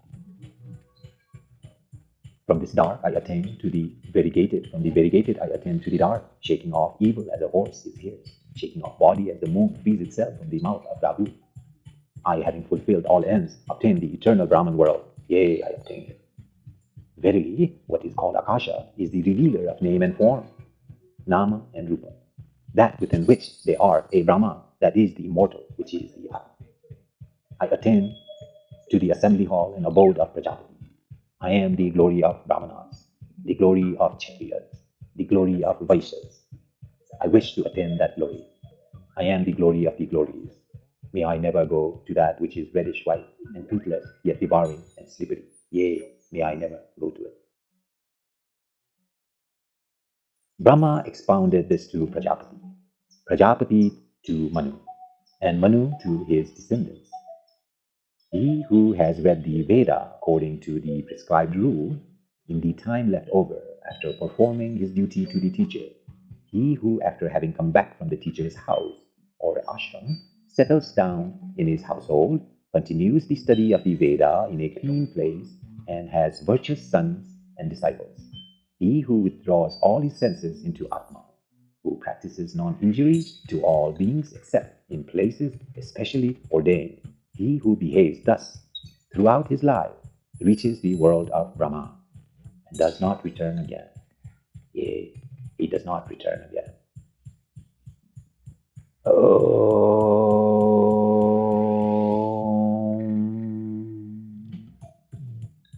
Let my limbs and speech, prana, eyes, ears, vitality, and all the senses grow in strength. All existence is the Brahma of the Upanishads. May I never deny Brahma, nor Brahman deny me. Let there be no denial at all. Let there be no denial, at least from me. May the virtues that are proclaimed in the Upanishad be in me, whom I am devoted to the Atma. May they reside in me. Om. Peace, peace, peace. Here ends the Chandogya Upanishad as contained in the Sama Veda.